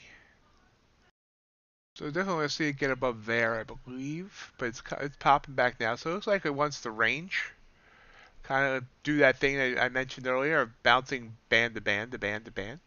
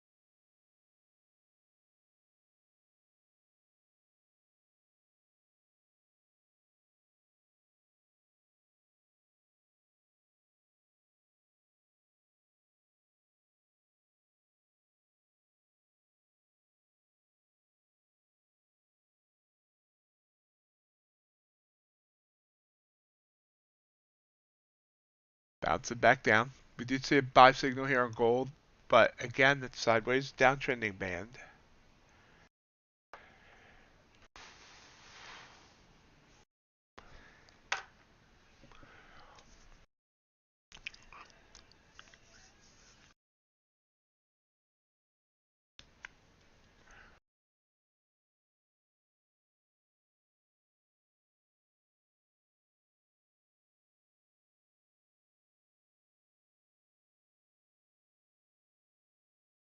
NQ sending us, trying to send us that long signal again.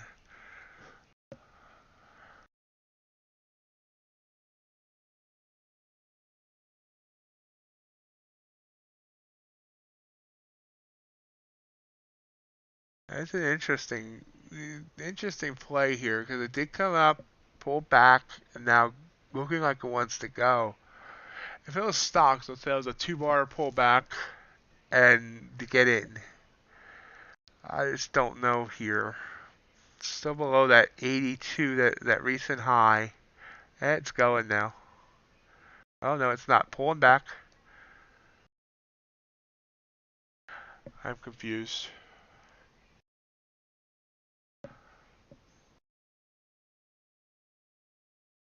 It's confused.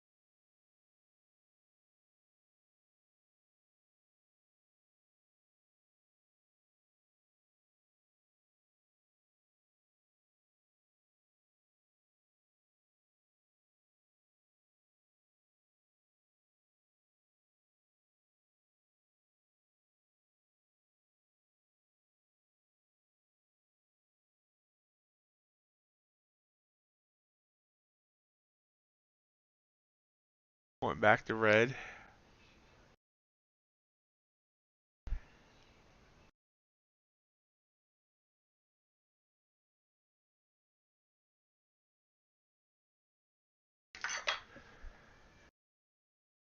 And green. And red. And green.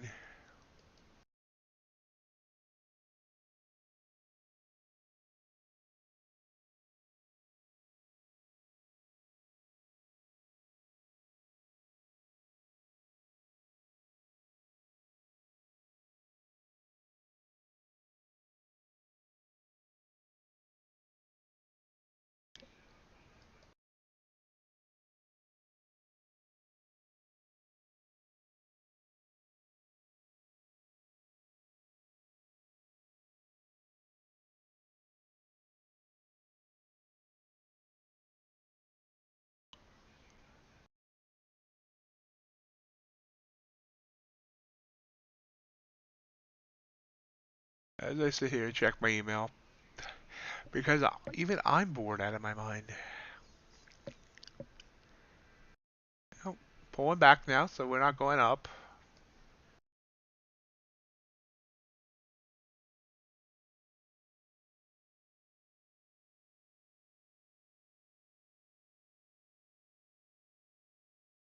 Crude snuck up, and I didn't realize. I mean, this Crude made a nice move from 85.05 up to 85.63, so almost 60 ticks.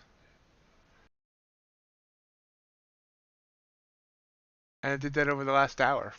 So that was that's been the move of the night. That was the missed opportunity.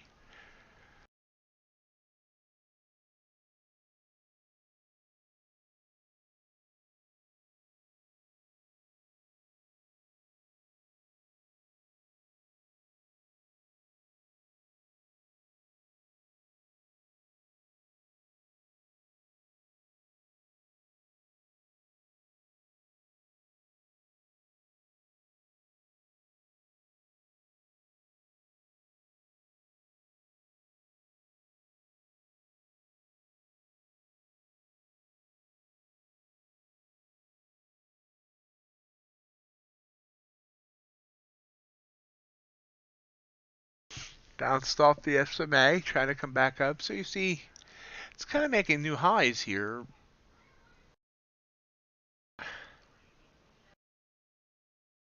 Came up here and came all the way back down, up, down, up, down. This looks like a pattern that wants to continue upwards. But I'm not sure I have the guts to just take it long here.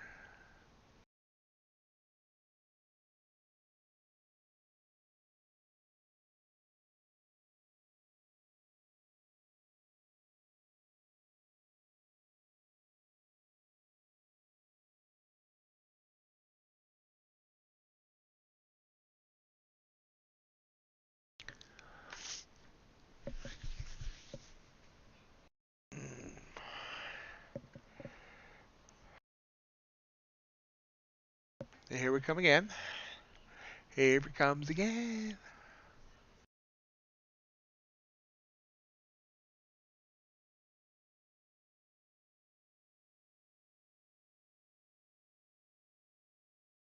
See, but both of these candles, 15083 was the high. So that's definitely, because that's a double top. That's definitely where it needs to get above, or else it might break down.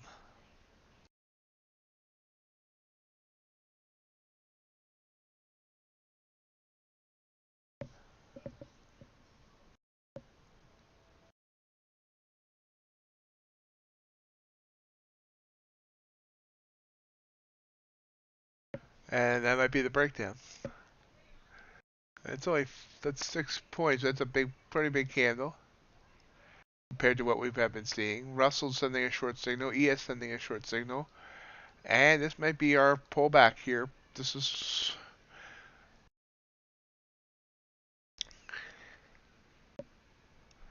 10 seconds to go on this candle. See, I got my ES chart. I'm sorry, my MNQ chart sitting here waiting. We'll put a sell market there.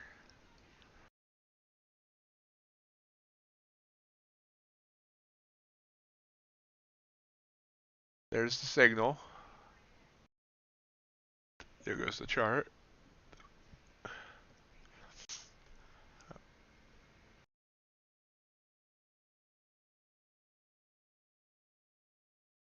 "35 seconds on this candle. See if it holds it. Previous low here is 15,066 and a half. We're about 71 now, so about 5 points away. Keep knocking that down.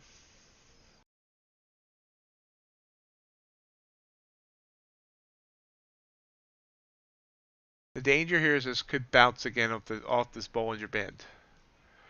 But I'm going to take the danger because that's what I do. Okay, we're in. Are seeing some green to start. We're doing a 7.5 point stop. 15 point target. 5 micros. There we go. Nope. Now we have the EMA to get in our way here. Let's see if it can push through there.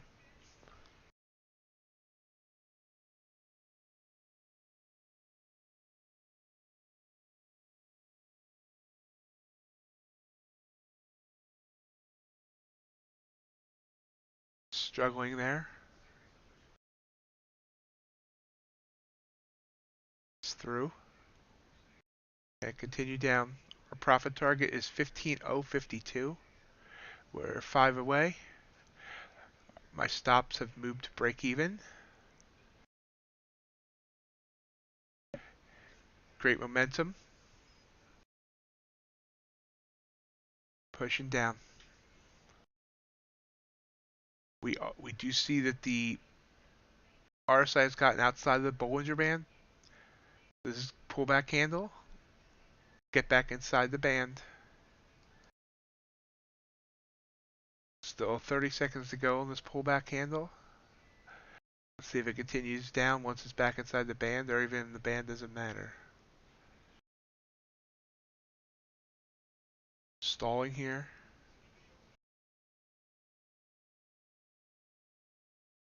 What did I say that previous low was? Oh, previous doesn't matter.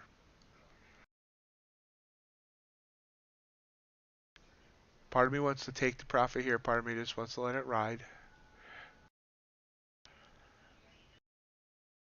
New candle. We're back inside the Bollinger on the RSI.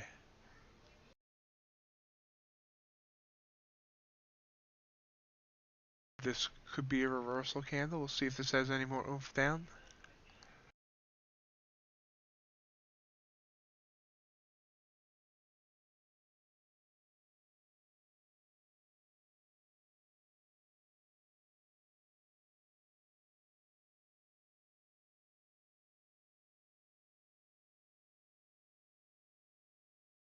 We're up as much as $100. Now we're up about 80. Trying to push back down into the red.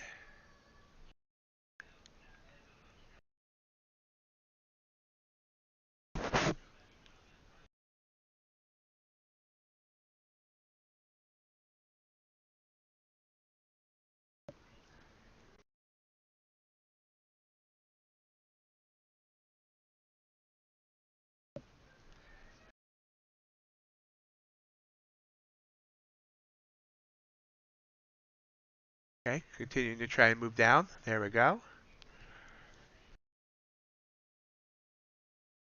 About 3 points from my profit target. At the profit target, 4 will cash out, and 1 will continue to trail if it reaches the profit target. You know you want to.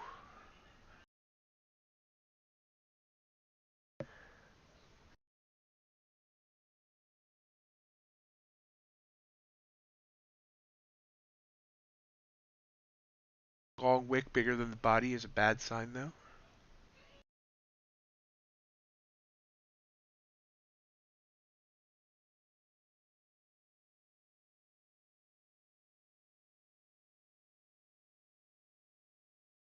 Gold sending a signal.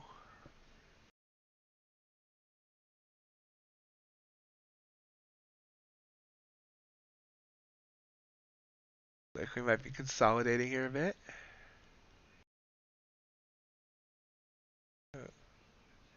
There we go, coming back down. Struggling right at 15.55, oh, 0.55. Come down there twice. Couldn't continue.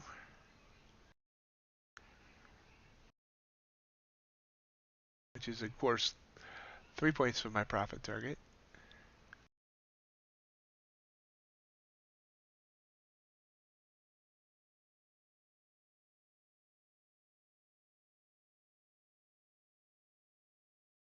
Let's see what gold's doing. Gold's sending a short signal here too. We have slightly uptrending bands, so we'll wait on and see what that does. Looks like this is might try and pop up and take out my trailings. It's gonna be a bummer because it's gonna take out. It's a big pullback. This is why I'm glad we have end of day drawdown instead of continuously trailing.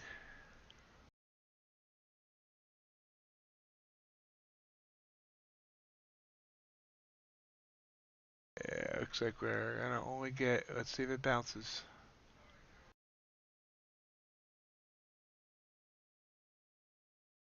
It's right at that 200 EMA.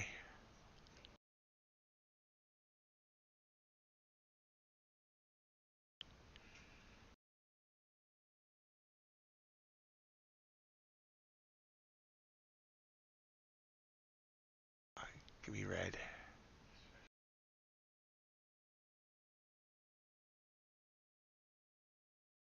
There's some red.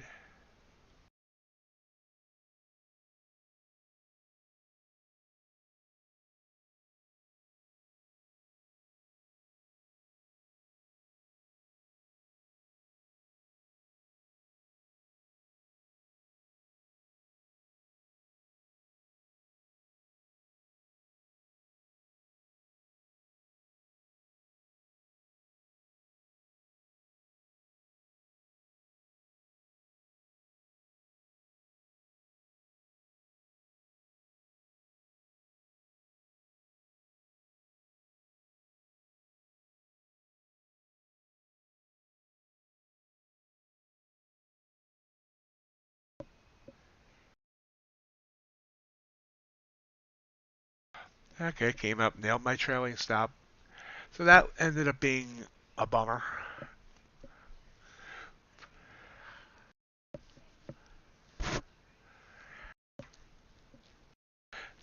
Was a winning trade.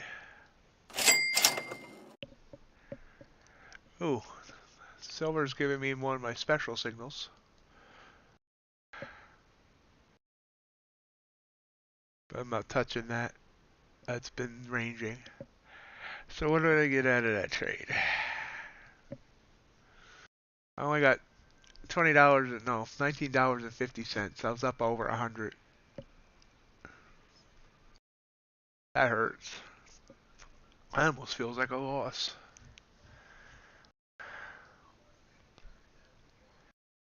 But it definitely reversed.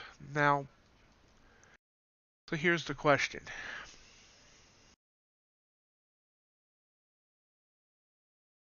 If we look at this. Oh, I know. But if we look at this, as I was watching this, and I said it came down outside the Bollinger Band. And that was on the 2045 candle, this one here. Came down a little bit further, and then went back up. So,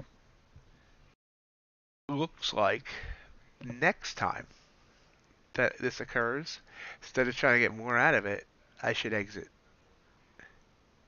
Continues to go, continues to go. Because at that point, you know, we were up like 10, 11 points. And then I could have reversed and tried to play this. And if I had gotten in on this first candle of reversal, and we see even sending a buy signal now. But this first candle of reversal up to here, I could have got another 10 points out of this. So I could have got 10 points down, 10 points up.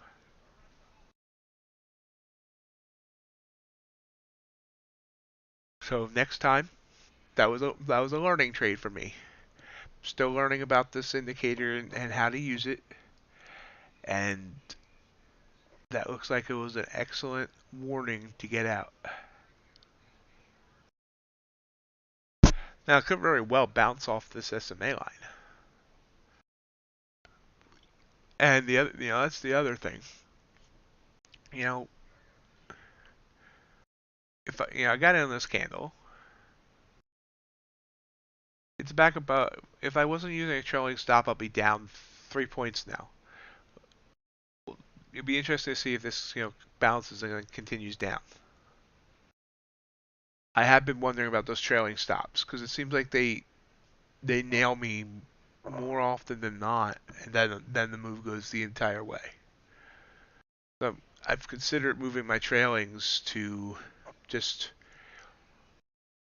start trailing once my profit target is hit. Move them up to break even at a certain point, but not trail until it hits the profit target. Because when I'm doing the analysis with drawing out the trades, I never look at whether or not a trailing stop would be hit. When I do this, I would actually just count this as a loss because it didn't go 14, 15, and it's reversing. I could get it right at 15, that'd be nice. Close enough. With a 7.5 point stop. I don't know why I do it the hard way.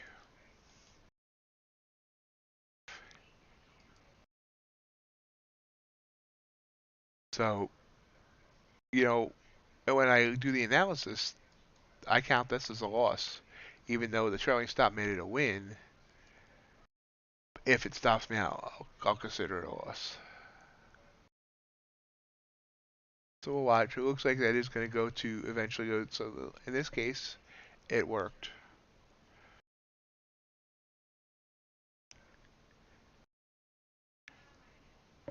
This gold trade that I ignored, or gold call that I ignored here, going down 4 ticks since the call, or the signal, I guess I should say.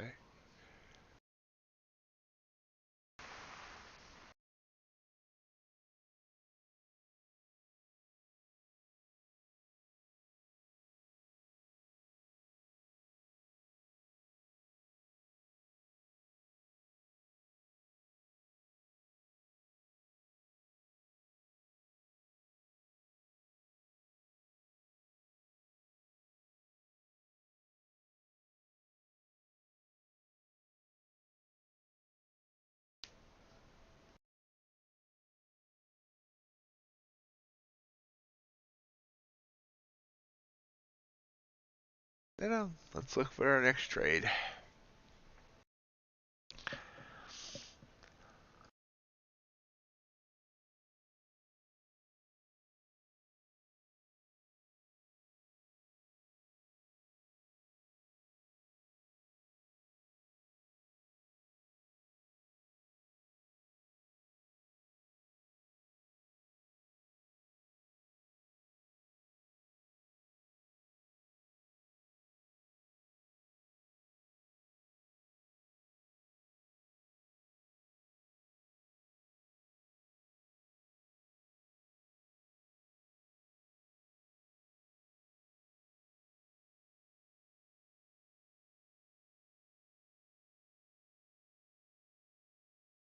Silver again, trying to get my attention.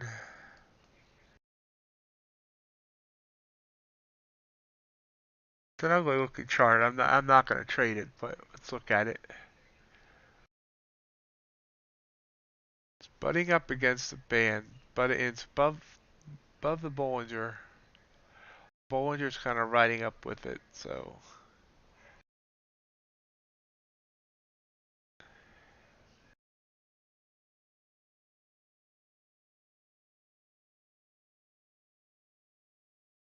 copper. Copper broke the band, broke the band on top and bottom.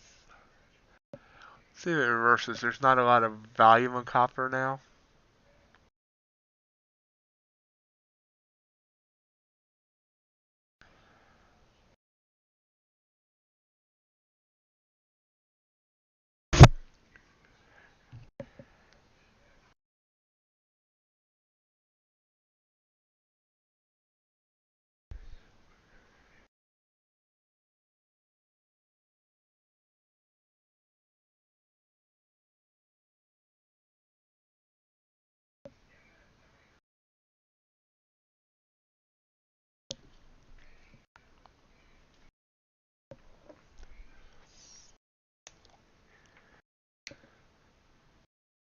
UltraBond. Silver still giving me. Yeah, yep, I see that. That's why I'm curious. I'm curious if this ends up. Let's see, the HR is at 15.059. So it's about 2 points of sending me the short signal. Curious to see whether or not it ends up getting that original 15 points. I'm also not sure if I want to re-enter on short or not.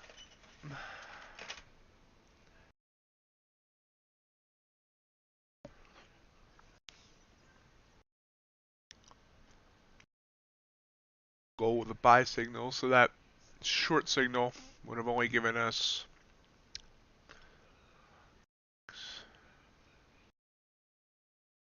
actually that's a no, okay, I misread that. 02 It will give us 6 ticks only.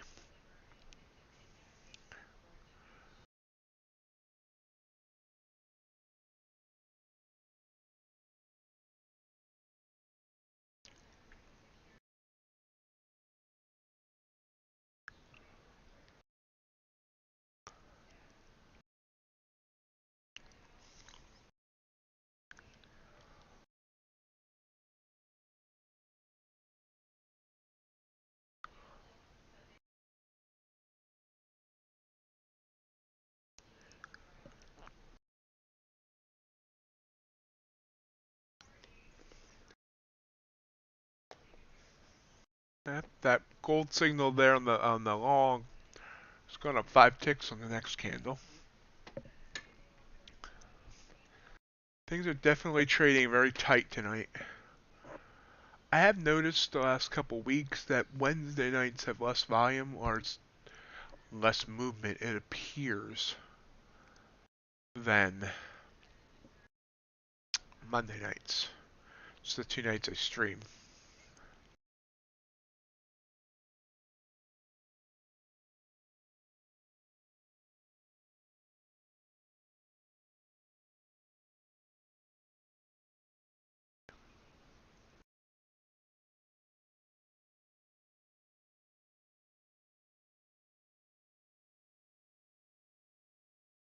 MNQ popping back up. Bands are tightening again, you can see. This gold trade, or this gold call was good. It's going up 9 ticks so far. But this is where the conundrum, you get into. This one failed, this one failed. How did I know this one was going to end up working? Is there anything that could have told me that? I don't see it if there was. If we look at it here, through the SMA line, I mean, it was a better setup than over here. But you can see, the last, this one worked. Well, this is the one that stopped me out. It did eventually kind of work, but it pulled back heavily. This one didn't work. This buy signal didn't work. This one, 80.9, 84, I'm sorry, 40, 1840.9 up to 81, 1841.9. I went up a point. Not the 16 ticks I'm looking for yet. Pulling back here.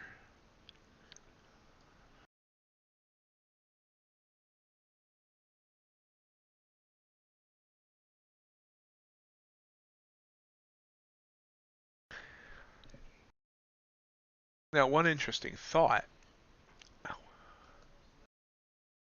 and this I'm sorry, yeah, NQ kind of rubbed up against the bands and now going sideways. But one interesting thought, if you look at these buy signals here on NQ, is they all went up green at least on the next 1 or 2 candles. That was only 3 ticks here, but like this one went up 10 ticks. Before this pullback, this one went up 10 ticks. This one went up. This one worked. This one would have been the full 16 ticks. But maybe the strategy, since they do seem to go at least 1 or 2 candles, is just to go for a quick scalp of whatever 1 or 2 candles gives you. Problem is then, if one pulls back right away, are you getting, how quickly do you cut it?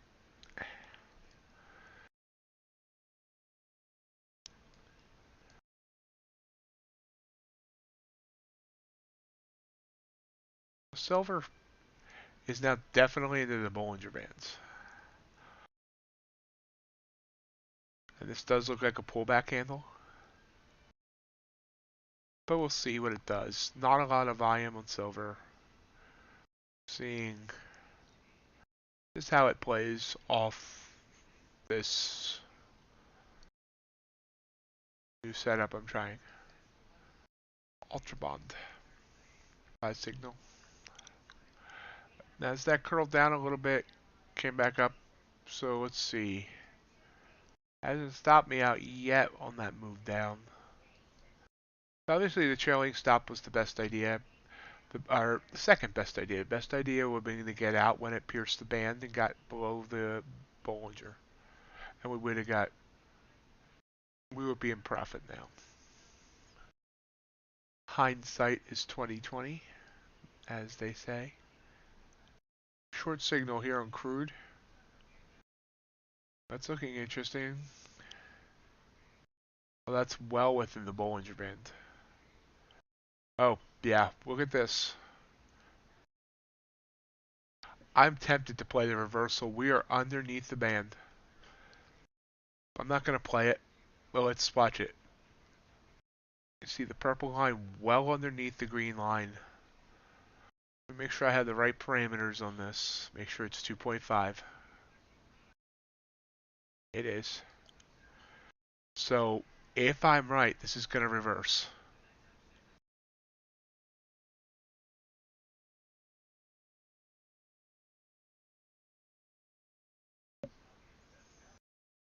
Maybe not. It may continue to ride the van down, so it's still underneath the band. If we look at the values on it, band is at 3508, the RSI is at 3412. Let's come down just 2 more ticks. There we go. There's a possible retreat. Let's see.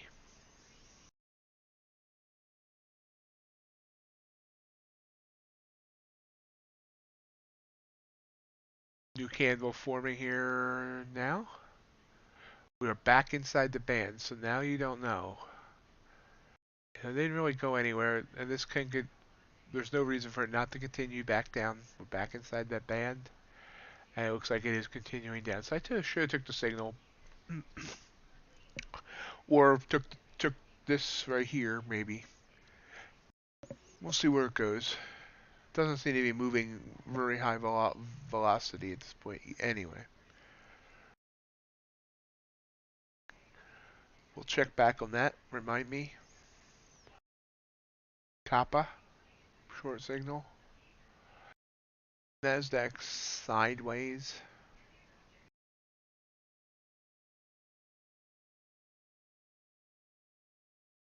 Probably go to about 10:30 unless something exciting happens. And then remember, I'm back here tomorrow morning, 7:30 Eastern.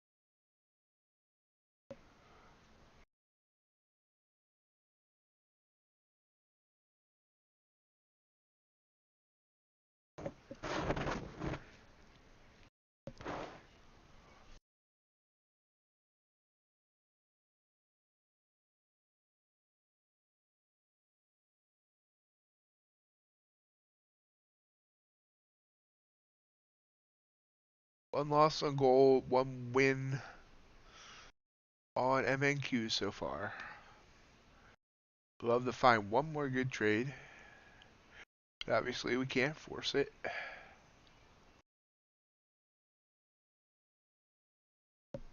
I was so hoping that that short signal was going to be our big down move of the night.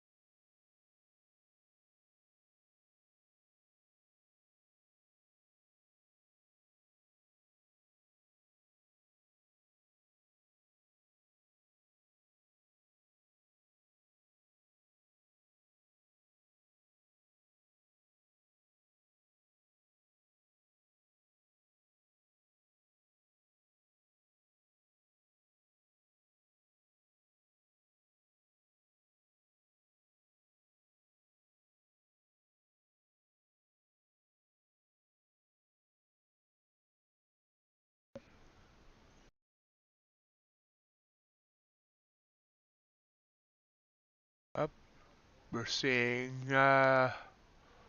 Nasdaq pop back down here. Back to the SMA line, our EMA line.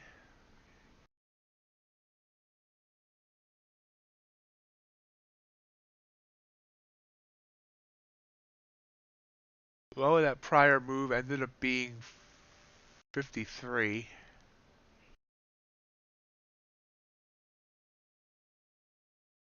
We're still at 61.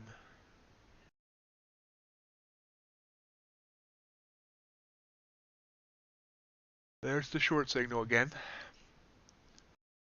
Do I go for it again? Do I? Do I? Seems to be into the band. Let's look. Got 15 seconds to decide. Let's see. The band's value is 58.76. It's at 59.25. So slightly not in the band. Oh, the signal's flashing. There's a bounce. If it comes back down, I'm going to, but it just bounced and the signal went away. It's like hanging around that 200 EMA there.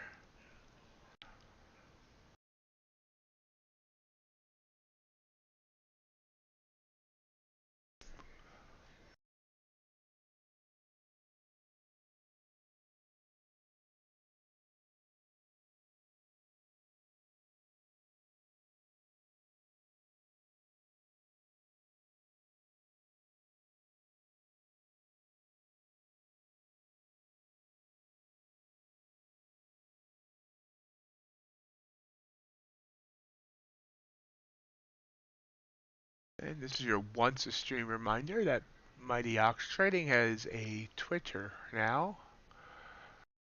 Each day I post my P&L there. I post stream reminders. I post other things that might interest me that have to do with futures or the markets in general. Give me a follow there at MightyOxTrading. And Q trying to send me that short signal again.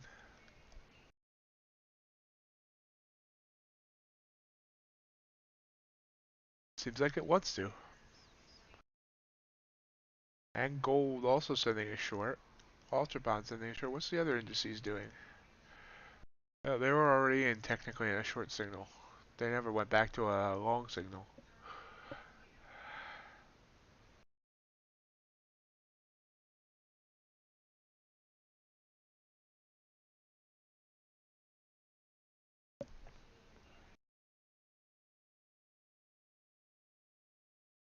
So red green thinks it's Christmas.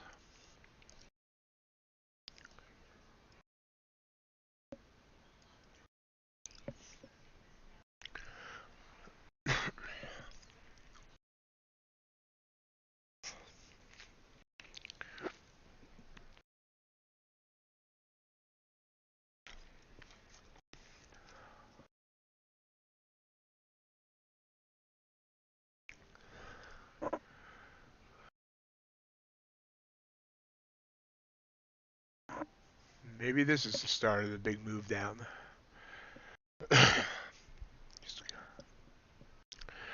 All of a sudden got a tickle in my throat.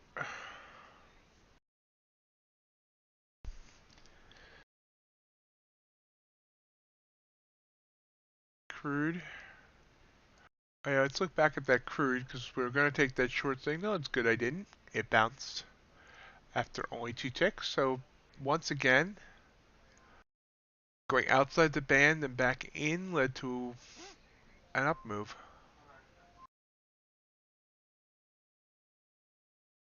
Oh, I'm glad I didn't take that short. Big 10-point candle out of the blue.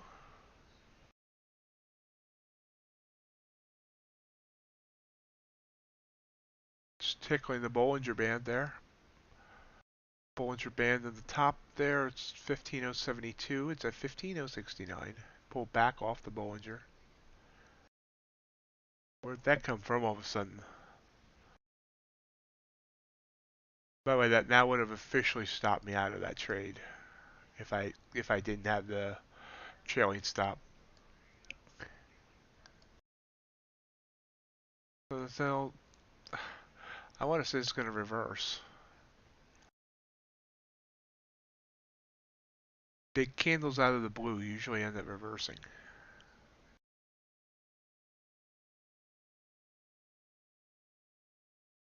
That's not a reversal.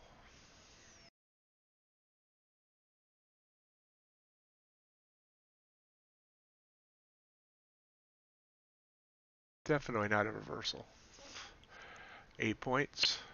It's above the Bollinger on the RSI. So I should have took that. No signal because it was already in a buy or long. I really wish I knew how to program and change that to from saying buy and sell to long and short. So you see the wick there. Be interesting to see if that was also through the bands. Looks like it's going to try and crawl up the bands though. It's up at the 70 line as well on the RSI. But this was a missed opportunity.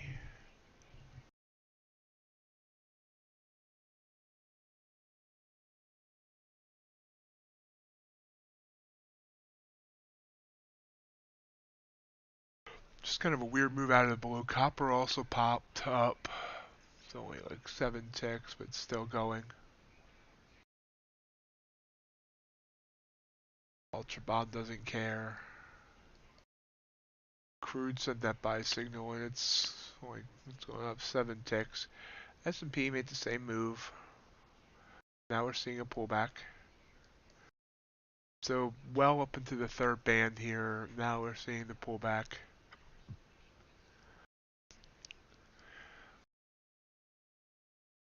Pullback by 6.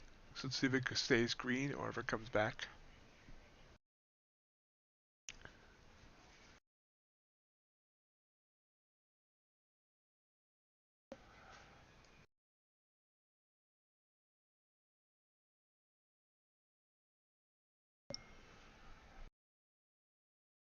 This copper signal would have been gosh darn good. It's gone 20 ticks.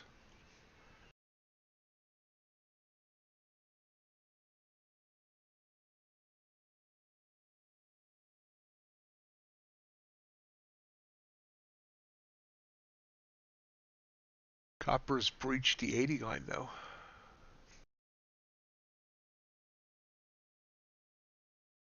Big breach.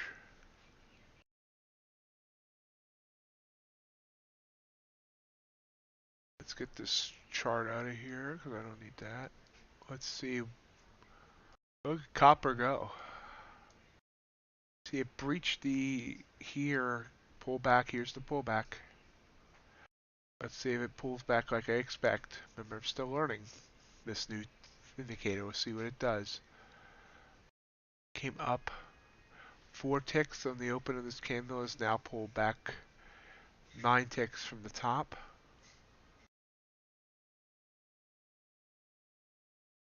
Up. Now it's trying to go. Still trying to go green.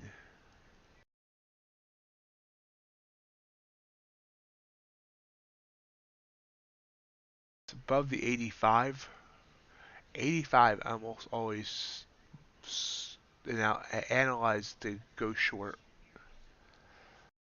Let's just watch this.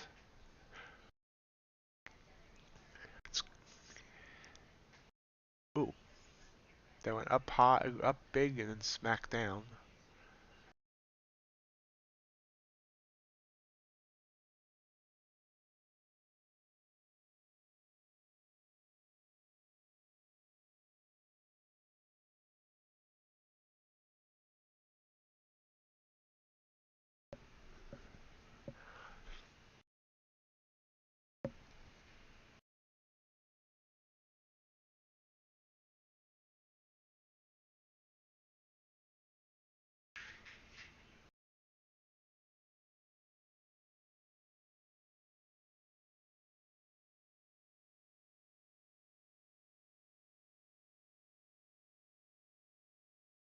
So far, it hasn't reversed like I expected it to.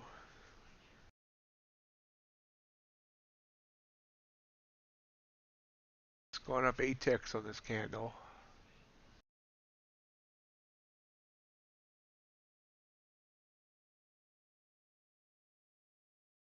RSI value is 86.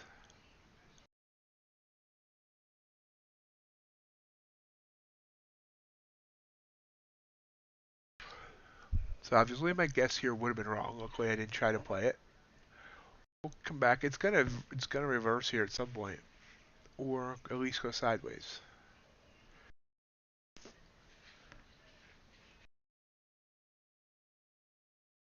Maybe right there.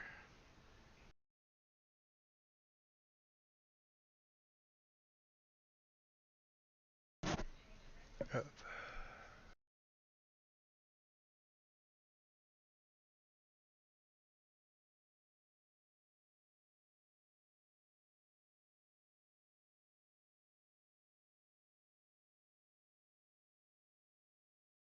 let's see.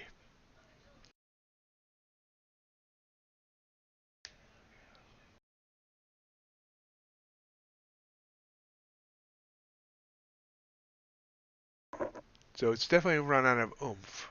Now let's see if it's de-oomping. Yes, I think I just created the word de-oomping.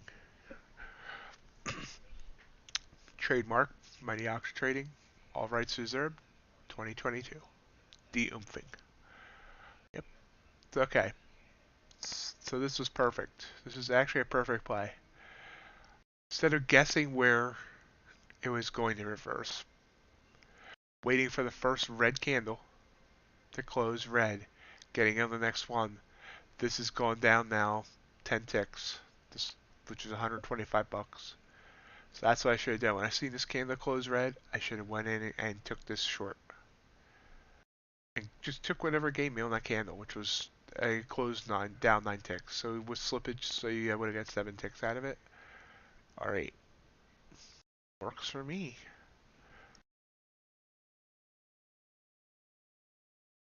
I'm really thinking of liking this indicator. And I really believe that once I get more experience with it, I think I can be really good with it.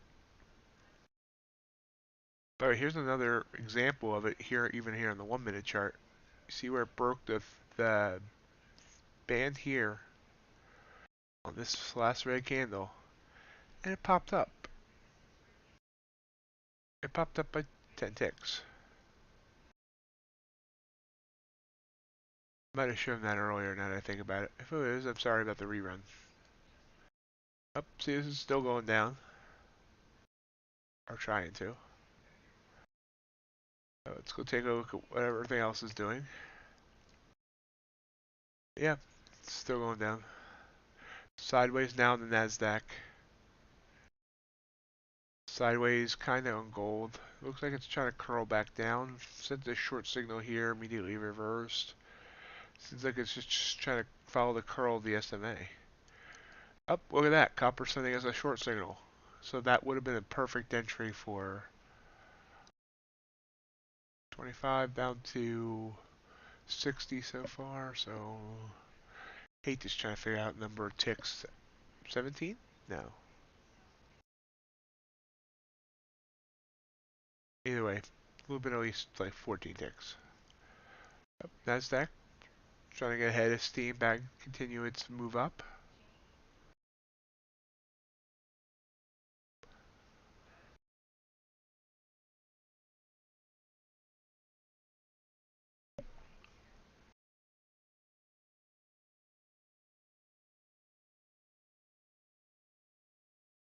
You can see here, they're sending a short signal. I'm not taking this short signal because of where it's at. This is one of those that look like they might hang here or bounce off the SMA. But let's say the short signal comes back for so it went away. We could have got in 3 candles, 4 candles before it fired.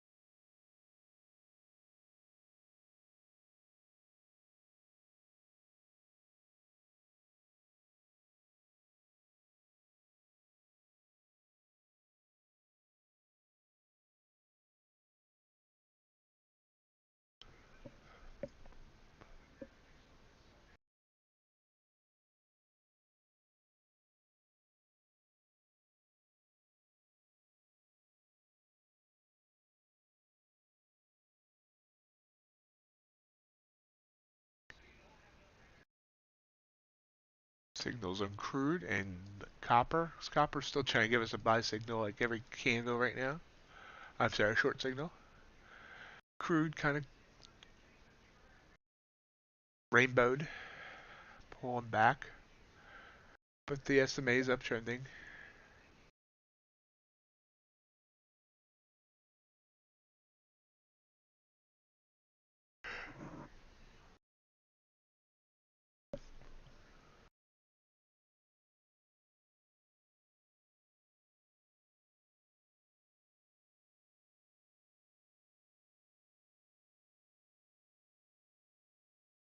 Short signal on crude, but yeah.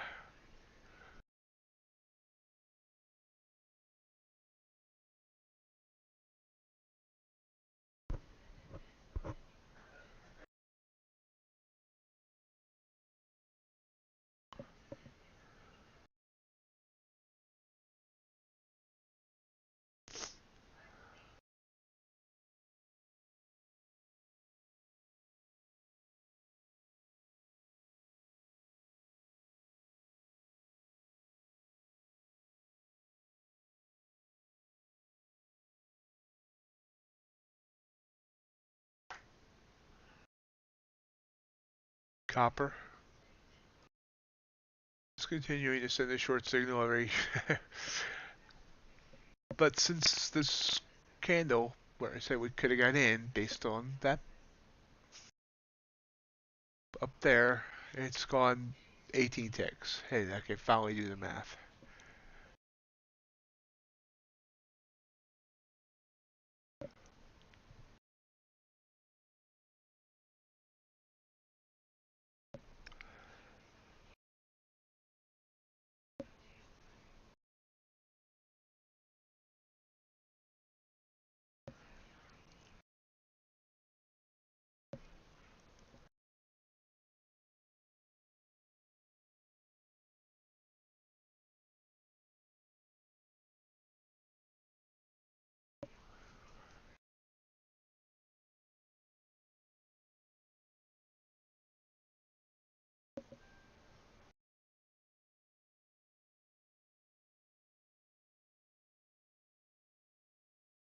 Bounce.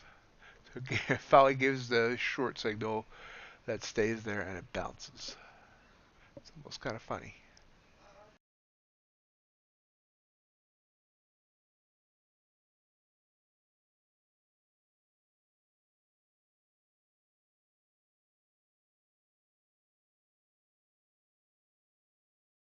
So we'll give it a couple more minutes, see if anything exciting happens, then we'll call it for the night.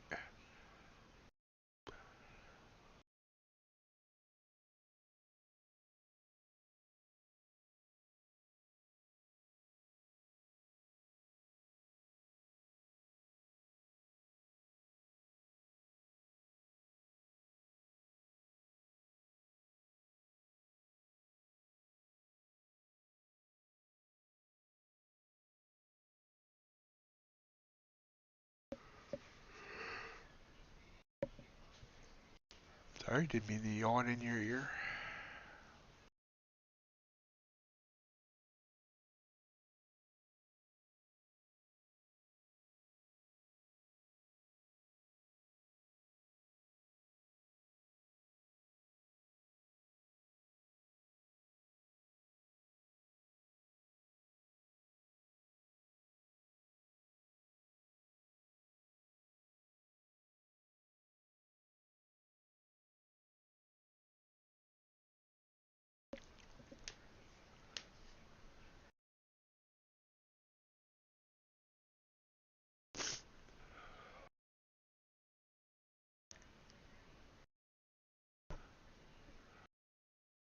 So let's take a look what silver did. Remember, silver was giving me a notification each time that it was breaking here. So you see it broke here on this, this candle. And if I would have got in there, I would have been hurt badly. So here is where it peaked on this candle. We were well above the Bollinger Band. Well above it. Well above the band here, almost at the 70 line. Now, if I was braver, I would have took this short. And this went down 20, oh, it was only 4 ticks. But that's $100 on silver. So, if, I could trade up 3 contracts. So if I really got brave all of a sudden, I could do 3 contracts, nail a quick $300 in the 5 minutes, got out.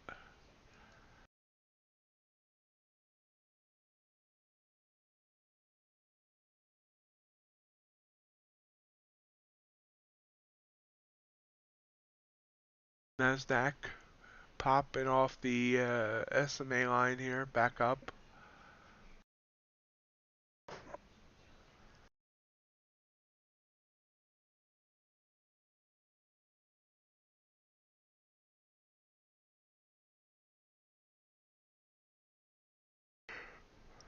Gold grinding downish.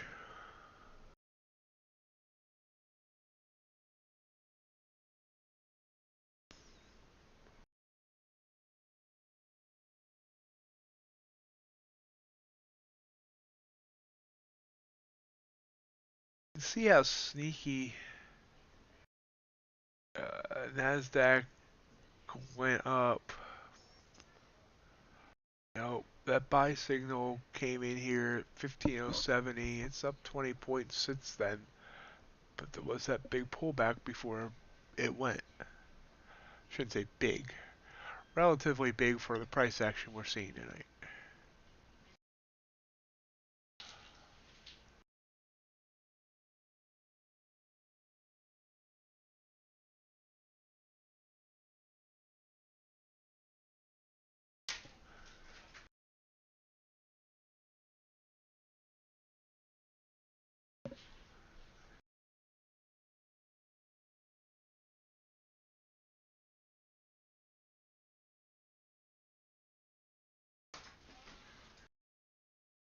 Oh, no follow through on anything right now.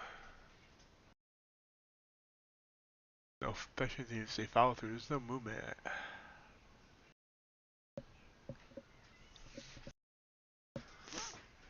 Which means as soon as I shut down the stream, it's going to drop like 100 points.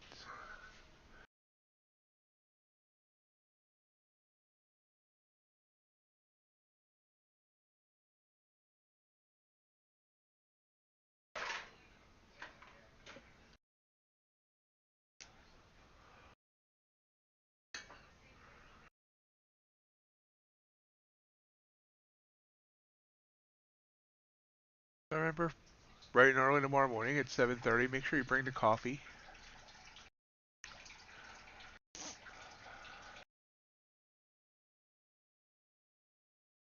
No donuts though, I'm doing keto carnivore.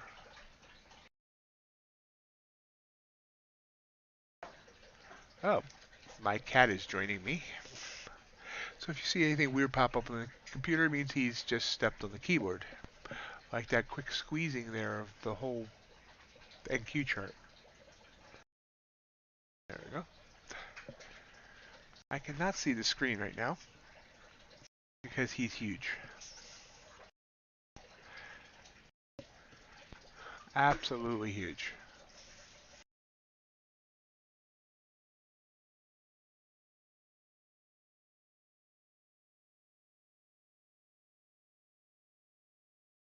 Yeah, bacon definitely works. I went back on the keto back January 3rd, once the holidays were over, and it seems to be going pretty well so far. Uh, First week, my stomach was a little acting up a little bit, but seems to have settled down. Definitely feeling some more positive effects.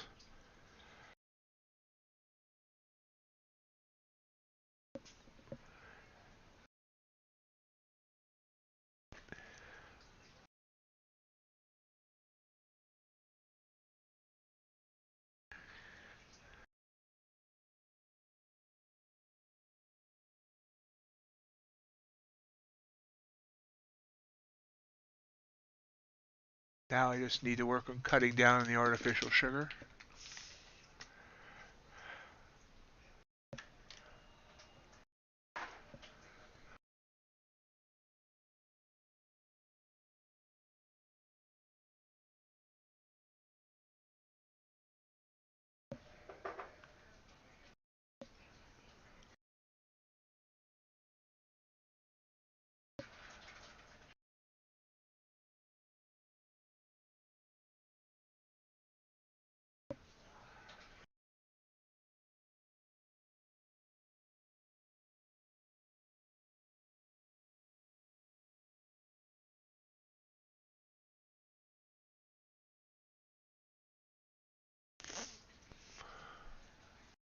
NQ's still slowly creeping up. Or at least from what I could see over top of my cat's fat behind.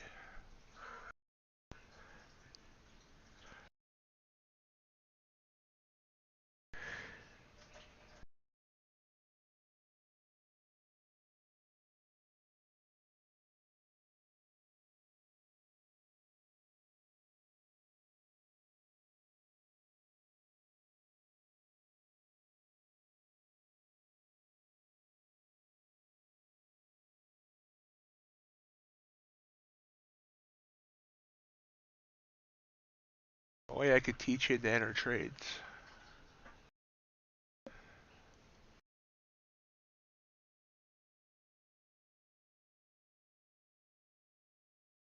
But I think he's upset that there's no fish futures. You know, it's a slow night when I spend 5 minutes talking about the cat.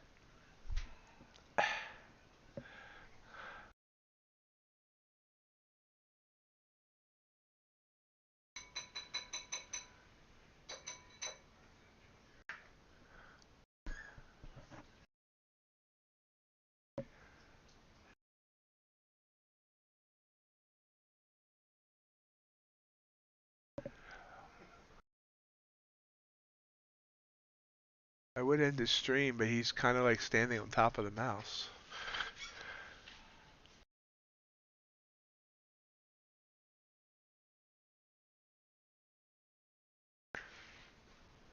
Oh yeah, look at NQ go. That's a nice move up there. Crawling up the bands. Yeah, the cat's gone. So, you know,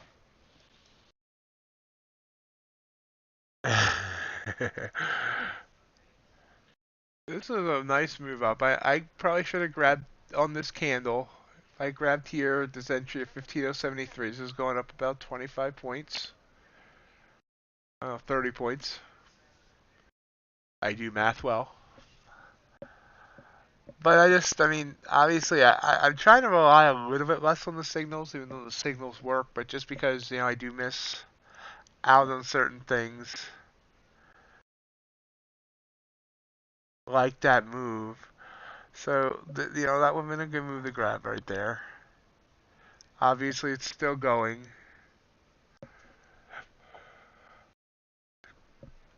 I'll probably look at this chart later and see it's gone like 1,500 points to all-time highs.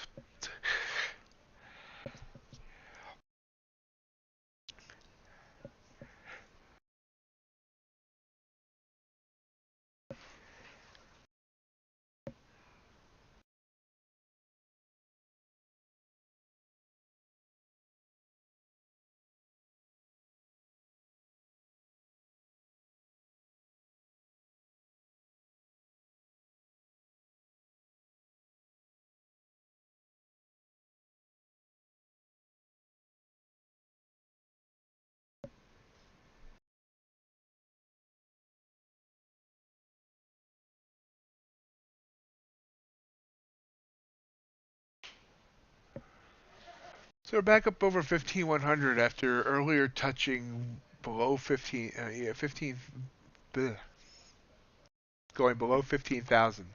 So it's recovered by 100 points since this area right here. Definitely not in a smooth way. Multiple pullbacks along the way, but be interesting to see what the European session holds. I won't be awake for that, but then we'll see how things trade in the morning. I will not try and trade the open in the morning, but I will trade before and after.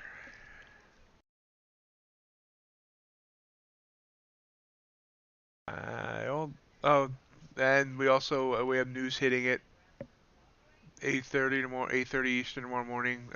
Unemployment report, so that should be fun too. Okay, gentlemen, thank you for sticking with me tonight. Thank you for joining me tonight. I think I'm gonna call it there, since the only thing that's really doing anything is NQ, and I sort of missed that. So we'll call it a night here, and I will see you all tomorrow in about 8 hours or 9. There's that math thing again. 7:30 Eastern. Have a great night, guys. Bye.